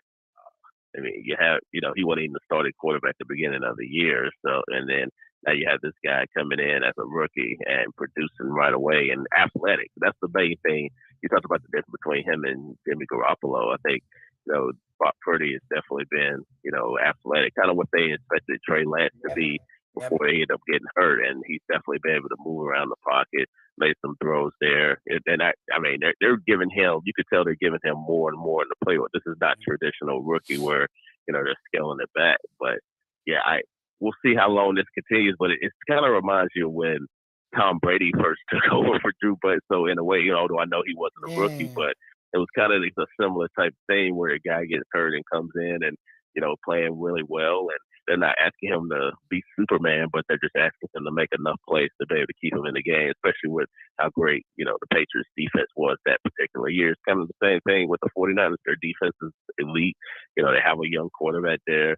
They believe in him. They don't necessarily, need him to be like Tom Brady of, 2010 or whatever the case may be, but they just need him to make enough plays to be able to keep him in the game, and that's kind of what he's doing. Well, and that's the thing is people always do when you do that comparison thing to a guy who eventually became great to when he was young. Brady wasn't great young. No. Brady came in because Bledsoe got, and I'm friends with him, Marvin Jones, and the linebacker from the Jets blew up. Mo Lewis blew up Brady, blew up Bledsoe. So that's why Brady came in. Bledsoe still came in, and Bledsoe's the one that won the AFC Championship game. Like, it was a question, would Brady start that Super Bowl? Because it wasn't about Brady. That defense was great, and they had a really good running game. And Brady was just game hurt too, and he was hurt. Got hurt. Exactly. Yeah. It was about him just manning the ship, and Purdy is doing. That's the thing. Like the Niners, look, Jimmy G wasn't good. They went and traded up to draft Trey Lance. So it's not like Jimmy G set the world on fire. It's when they're deep. When Nick Bosa is healthy, and their defense is elite, like it's been the last 5-6 games. 4 or 5 games, and they added Christian McCaffrey so that even if Deebo Samuel's hurt, you still have a guy that can do everything, and you have the second best, sometimes the best tight end in football in Kittle. Your quarterback just needs to not get in the way. On top of that, what Purdy can do that Jimmy G can't do is make those little plays here and there where he eludes a guy, but he also doesn't take too many chances. Like, it's an interesting story, and the Niners, to me, they're a scary team because their one weakness to me is Shanahan gets full of himself. That's the Niners' big issue is when they need to run in a Super Bowl or an NFC championship, he wants to throw it. That's their big. He might have won 2 Super Bowls as an assistant and a head coach if he would just ran in that game with the Falcons and in that game instead of Jimmy G throwing that ball for an interception. If they run the ball there, the Chiefs don't have enough time to score the way that they scored in the Super Bowl. Like, that's their biggest issue. It feels like Kyle Shanahan is a genius, and he is a smart coach, and sometimes he gets in his own way. But this team, the way they're playing right now, is the exact situation for a young quarterback that's not highly heralded.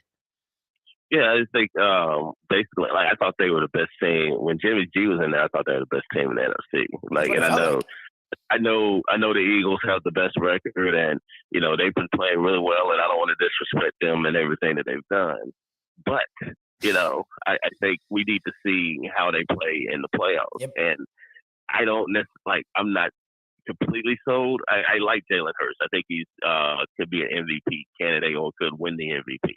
But I'm just, you need to be able to go through those live bullets. Yep. That's basically what it boils down to. Like, the 49ers are battle tested. We saw it last year. They went to Lambeau Field. They got the job done. Against the Green Bay Packers. We, of course, obviously talked about Super Bowl and, them coming up short against the Chiefs. They've been through it. They've been through the battles and struggles. I don't know how the Eagles are going to – I know they made the playoffs last year against Tampa Bay, but I don't know how they're going to respond when they get punched in the mouth. That's kind of the main thing there. And then, you got other teams in the NFC, the Vikings. I know they lost to the Lions over the weekend. Like, I kind of have similar questions, although, at least Kirk Cousins has won a playoff game in this league. So it's a little bit less of a concern there. But at the same time, with the 49ers, like I said, again, I feel like they're more battle tested than some of the other teams in the NFC. So it's not that I don't want to believe in the Eagles. It's just when you haven't actually done it, it's kind of hard for me to believe in you in order to do it, especially when you got a team like the 49ers that's so gritty and tough. And they end up playing, and they're going to hit the Eagles in the mouth. Yep. And the Eagles haven't had the toughest schedule in the world. And how are they going to respond when you're not playing, quality opponents from week to week? The 49ers have. So that's the biggest question I have with the Eagles right now. But they have played really well. Well, look, the Eagles are the best team if you do power rankings, but again, their schedule's been horrendous, and the way they play football It's not their fault, but yeah. No, they've had some tougher games than people realize, and they've had some nice wins, but they've played a really easy schedule. And Jalen Hurts is a lot better than I thought he would be. I openly admit that. I did not think he'd be an NFL starting quarterback, and he is among the league leaders as our starting quarterback. But a lot of it's predicated on his legs. It just is. And there's nothing wrong with that. But as we've seen in the playoffs, especially versus elite defenses, they're going to take that away from you. You're going to have to make plays from the pocket. Well, the Niners can win in every kind of way. They've shown they can score a lot of points if they have to, but they have a really good run game, and they have an elite offensive line. The Eagles' offensive line is really good, but we haven't seen it tested, like you just said, in the playoffs. And that's to me that's why I lean the Niners.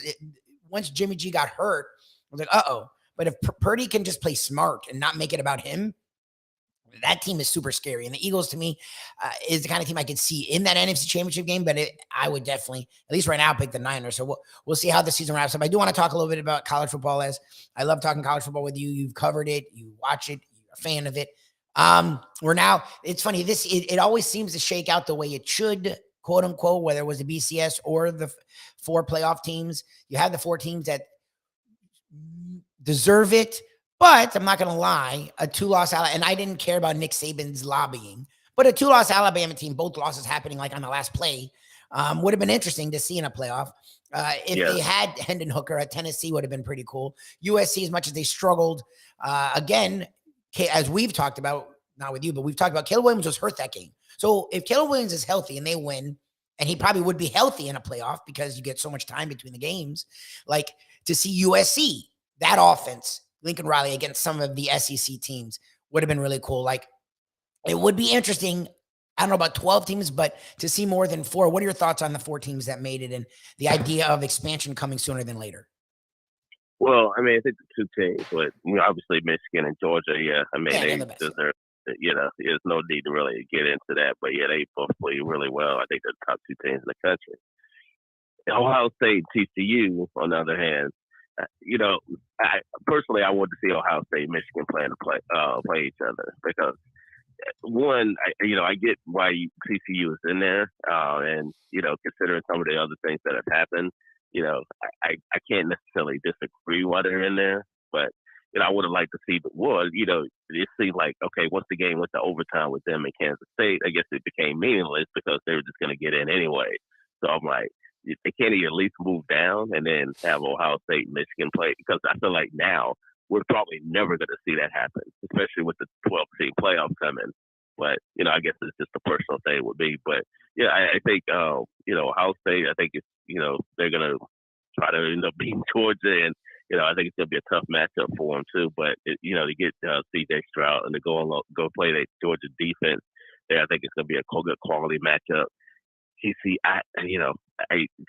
played a tough schedule, but I like Michigan. I just think Michigan is, again, battle tested. I think obviously being in the playoff last year, stung, especially losing to Georgia last year, the national champion. But I think they're going to be driven to try to play the rematch against Georgia this upcoming year at SoFi Stadium, and I think the Wolverines are going to win by double digits. So I think we're going to have a Georgia Michigan rematch. And as far as the 12-team playoff, I mean, I would have liked to see it be 18, but I can't argue with the 12. I think it's going to be exciting for college football there, especially when you get some of these early games there. I just wonder what it means for the bowl games now, because you're going to be playing these meaningless bowl games on the same weekend as the playoff games, and at a certain point you're like, why are we still playing these games? Even though I know why, because of money.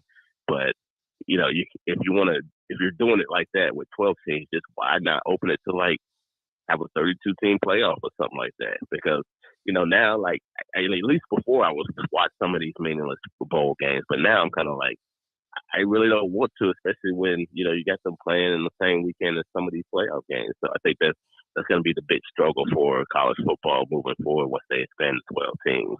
Yeah, that's the thing, is like they always talk about the sanctity, the importance of the regular season, and I guess in a sense, you do want playoff positioning, and you do winning your conference. It'll make winning your conference matter more. Like if you win your conference, you're automatically in, and that's cool. I just do wonder how much the regular season will matter compared to how it has.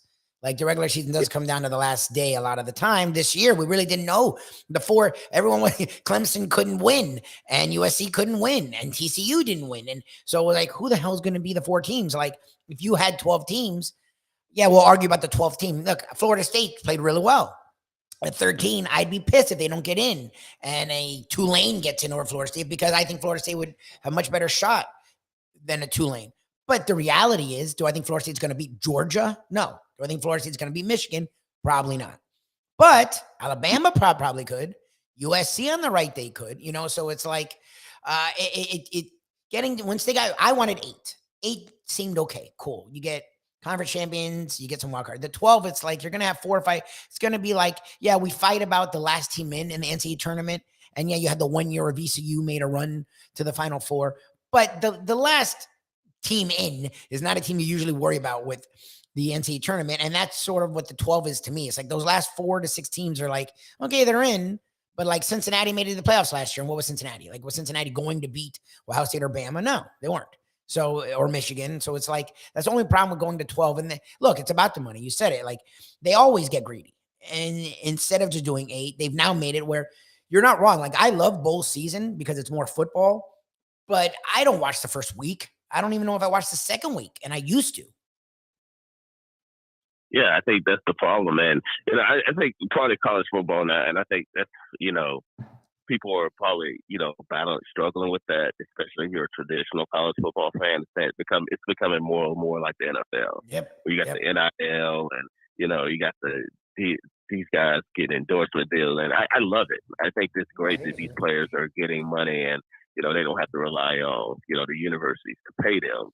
But I think fans are definitely struggling with that, especially with the transfer portal too, as well. When it's like a form of free agency. Like I think it's even worse in a way because it's really the wild west, where if a guy's not happy about being on the bench, they decide, oh yeah, I'm just going to enter the transfer portal. And I think I would like to see a little bit more rules in regards to that. But I do like the players being able to have freedom to make those transfers, occasionally, not necessarily when they feel like, they want to, or they're not getting their way, that they're just going to decide to transfer schools. But yeah, I think that's part of the issue too. Like when, part of the thing now, the NFL, like college football is becoming more and more like the NFL, on the business side, but also, TV and everything like that too. And I think that's kind of why you're seeing it, expand to 12 teams in the playoffs, because, the NFL is 14 teams now. And, I think eventually college football is going to expand from 12 to,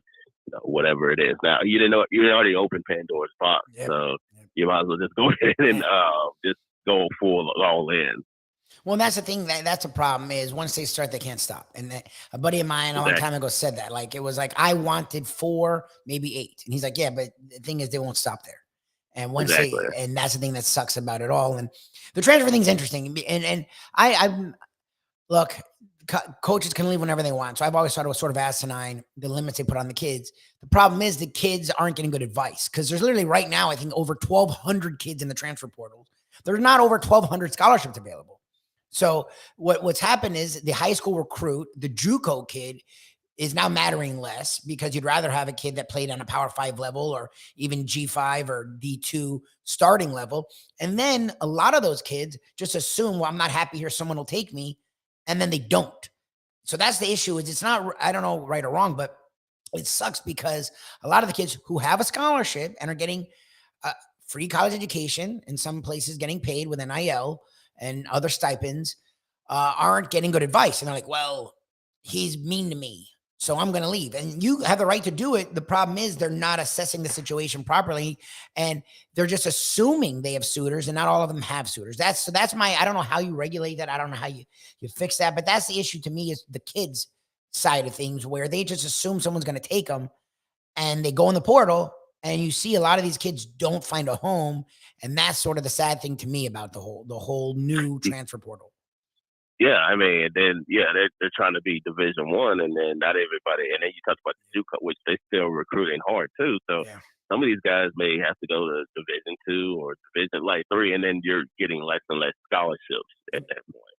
Yep. So yeah, I mean, it's that's what I'm saying. Like, yeah, you just can't. You shouldn't just leave a college because you're not in the right. You're not starting, or you feel like you're not in the right situation. I thought being in the transfer portal was a situation where maybe your coach leaves, and then you're not happy with who comes in, and then in that case, then you want to transfer because you committed to somebody else. And I thought that was fair to the kid. That I think you need to be able to go somewhere where you feel a lot more comfortable, especially when when coaches have the freedom of leaving for other jobs or the NFL jobs or things of that nature too. I think that sense I understand it, or maybe you got hurt or somebody in front of you that took over for you and you're not able to get that starting job back, and then you go. In certain circumstances, you're okay. I think it's fine to leave, but everybody, once I do like the kids having the freedom in order to do that, but kind of go back to what you said, a lot of people have gotten bad advice, and now it's just been a floodgate, and it's too bad for a lot of these kids because they're going to be searching for homes where it might not be there in the end. So we wrapping things up here with Antwan Staley. Appreciate Antwan joining me.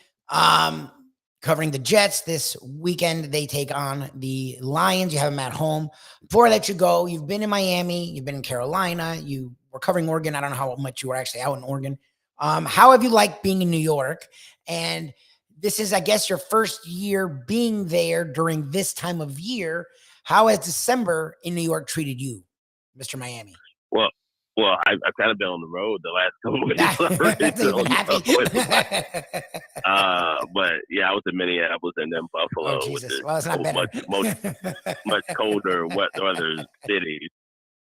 But no, I think it's been good. I mean, I think it's the change in the weather, and it's not too bad. It's not terrible. I mean, it's a little colder now than obviously with the winter time approaching, but I think it's been a good change. So Christmas season is always a big thing around these parts there, and I definitely enjoy this time of the year. Although I won't be here for Christmas because Jets play on Thursday night against Jacksonville on the 22nd. So I'm actually going back to North Carolina. There you go. Still, You have to go home. Okay, well, we do a show at 12 o'clock every day with Mike Mayo. You may have run across him. He was a food critic when you were down here in South Florida. Yeah. He did a show with us at 12. And I should talk to him. We had Chris Perk, who you know very well, was on with us yesterday. Yeah. And he's a man after your heart. He's not only covered many sports, but he's sort of a foodie. And I forget, Antwan Staley, you need to follow him on Twitter, because not only he's great when it comes to sports and hip-hop, his hip-hop opinion is strong, but he's a foodie. Antwan, and when it comes to barbecue, Antwan is very particular about his barbecue. You're in New York. Wings. You're a big wing guy. And South Florida was pretty good with that. I don't know how good the wing situation is in New York, but the food situation's top notch. How have you enjoyed being in New York when it comes to your foodiness? Well, I need to explore the city a little bit more. Like the thing is, when I came, it was like, we're already like full throttle on the season, so I wasn't able. I have been able to go to the city a little bit, but not as much because I live in Jersey, but not as much as I would like to. But just being in New York, you're definitely surrounded by a lot of different, types of food there. I haven't found good barbecue yet, although people have told me some few spots in the city that I'm definitely going to try eventually. But wing places, I have found some hit or miss places, so that's pretty good. Well, you need to follow this man on Twitter at Antwan Staley. He is great. He and I will go back and forth once in a while, but his sports opinion is strong, and his food opinion may be even better. And his hip hop opinion is top notch. Antwan Staley, we appreciate you joining us, man. Hopefully we get to talk to you again soon. Enjoy the New York Christmas season and have a good one, my friend. We'll talk soon. All right, sounds good. Thank you. Thanks, Antwan. Yeah, he's great.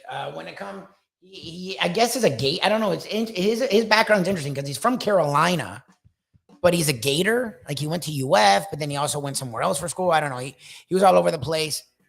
But we found him. He covered the Dolphins. He covered the Canes. He was in Tallahassee for a little bit. When Mike Norvell, I think when Mike Norvell first got there, and then covering Oregon. And now he's finally hit it big, and he's really good at what he does. He's a good dude. And his food opinions are very strong. So I haven't even thought about having him on the lunchbox. We had Perk yesterday talking about his travails and what he eats where when he's traveling, covering the Miami Dolphins. Well, Staley is not only in one of the best food cities in the world, he's the beat writer. So he's going with them wherever they go. I don't know if Jacksonville is one of those food havens, but in Minneapolis, outside of the fish, it's, but you're up there. He's traveling around New York. He'll come down here from Miami. So maybe have him on the lunchbox, talk a little food. I do appreciate everyone who's talked, chatted, watched with me all morning long. I'm sure you talk Jets. My buddy Seymour is a Giant fan, and my buddy Amp's a Jet fan. And he's been a long-suffering Jet fan. I give him credit. He's been a Jet fan this entire time. I've known him for I won't say how long. It'll age both of us, but a long time. He's been a brother and literally of mine. And he's been a Jet fan this entire time. So I give him credit. He is a guy that's been a Jet fan a long time, and they've showed some life. And the season, I don't know if it shapes out well for them, but to me, it's funny the way Antwan was talking about how they've come back to earth. It's and I get it. They had a good draft and people were excited, but how excited were you really? Like the fact that the Jets are 7-6 and they don't have a quarterback. Like they drafted a guy number 2 overall and that hasn't worked out. They have a guy that no one's ever heard of. They're still 7-6. It should prove that Salah's a good coach, which the Jets have been struggling to find, much like the Dolphins. And wherever your expectations were, they couldn't have been this. Like that's my thing. Fine. Yes, I get it. As the season goes on, you readjust expectations. But to me, what the season was supposed to be should be there somewhere, right? Like the Dolphins, yes, they started strong. What was it, 3-1, and then went to 8-3. But they still were a team that the over-under was 8 and a hook. Okay, so no one really saw them as a Super Bowl contender. Yeah, they played better. And in the NFL, we see teams come out of nowhere and play. Look at the Vikings. No one had the Vikings being 10-3. Fine. But the Vikings still haven't been a juggernaut. So to me, what the Jets have done, what the Dolphins has done is still impressive. Yeah, they've come back. Both of them come back to earth a little bit. Okay, well, the Jets were the freaking Jets, a 4-win team. The Dolphins were a 9-win team with a coach who hated his quarterback. Like, the fact that they are where they are right now should matter. I know as fans, we forget that and we readjust, recalibrate our expectations. Well, that's stupid. The team is still who you thought they were. The Chiefs and the Bills, whatever tough time they've had, have risen to the top. The Niners and the Eagles were 2 teams that people thought. The Rams are the one team I thought would be really good, and not the Bucs. I thought the Bucs were highly overrated. The Rams should have been really good. I don't know what the hell's happened there. But the Niners and Eagles were thought to be really good. Both are really good. Okay. So, yeah, the NFL isn't exactly the NBA where it's hard to upset teams. Yes, upsets happen in the NFL. But to go from being really bad to really good isn't easy. So, to me, if you go from being really bad or bad to good and really good, that's a step up. So if you're a Jet fan, I feel like outside of your frustrations, you assumed the playoffs. That was a weird assumption. To me, if you're the Dolphins, if you assumed Super Bowl, that was a weird assumption. I think the interesting thing is both organizations that have struggled to find quarterbacks and coaches have coaches. I think Robert Saleh seems to be the guy for the Jets, and Mike McDaniel seems to be the guy for the Miami Dolphins. The Jets did what the Jets do. They drafted the wrong quarterback. Now, could the Dolphins have gotten Herbert? Yes. But Tua was, I don't know about consolation. Tua was a good pick. Wilson wasn't. I never thought Wilson was. You had Justin Fields there. Justin Fields was good. They overthought it. They're the Jets. They overthought it. But what's interesting is even drafting the wrong quarterback, which they did, they still have built a really good foundation. So they've sort of found a way to stem the tide where they can go and get a veteran quarterback. They don't need to go and get a top 3 pick. You're going to have some quarterbacks out there that are interesting that their teams aren't winning. So, look, Derek Carr's an interesting situation with the Raiders. They're not winning, and he has a big contract. So at some point, they're going to have to realize we need to just start over. You're not going to start over with a quarterback with that big of a deal. If a guy like that goes on the market, the Jets are a ready-made contender. I mean, Garrett Wilson's a legit quarterback. I got a legit receiver. Brees Hall, before he got hurt, one of the bright lights as an offensive player. Their line has come together. Their defensive line, Quinnen Williams, is a G. It's really good. Like, Robert Saleh is the kind of coach that you can trust should be there for a long time. So even with screwing up the quarterback, which they did, it feels like they had the foundation to win. And the Dolphins feels like they have their quarterback and have a foundation to win and their coach. So the AFC East, which seemed like the doldrums for so long, it feels like it's rebounded really strongly. Coming up at 12 o'clock, talking about rebounding a man that was regurgitating because he ate fast food, and he is not one to eat a lot of fast food. Yesterday, Mike Mayo will be with me, or I'll be with him at 12 o'clock for Mike Mayo's Lunchbox. Appreciate everyone that's watched, listened, tuned in today. Check me out tomorrow at 7 a.m. on a Kicking It Old School Wednesday with Tony Segredo. Thank you to Texas Roadhouse and Catholic Health Services. Also, check out my conversation with Peter Stormare, actor Peter Stormare, today on the Believe Network, BLEAV.com. Search After Hours. And check out again Mike Mayo's Lunchbox at 12 o'clock. Thank you to Antwan Staley for joining me. Thank you to you for watching me. I will check you out tomorrow morning at 7 a.m. right here. The Defo Show with no Defo, just Lubie on South Florida Live. Let's go to eat a damn snack. Look what they done to my soul.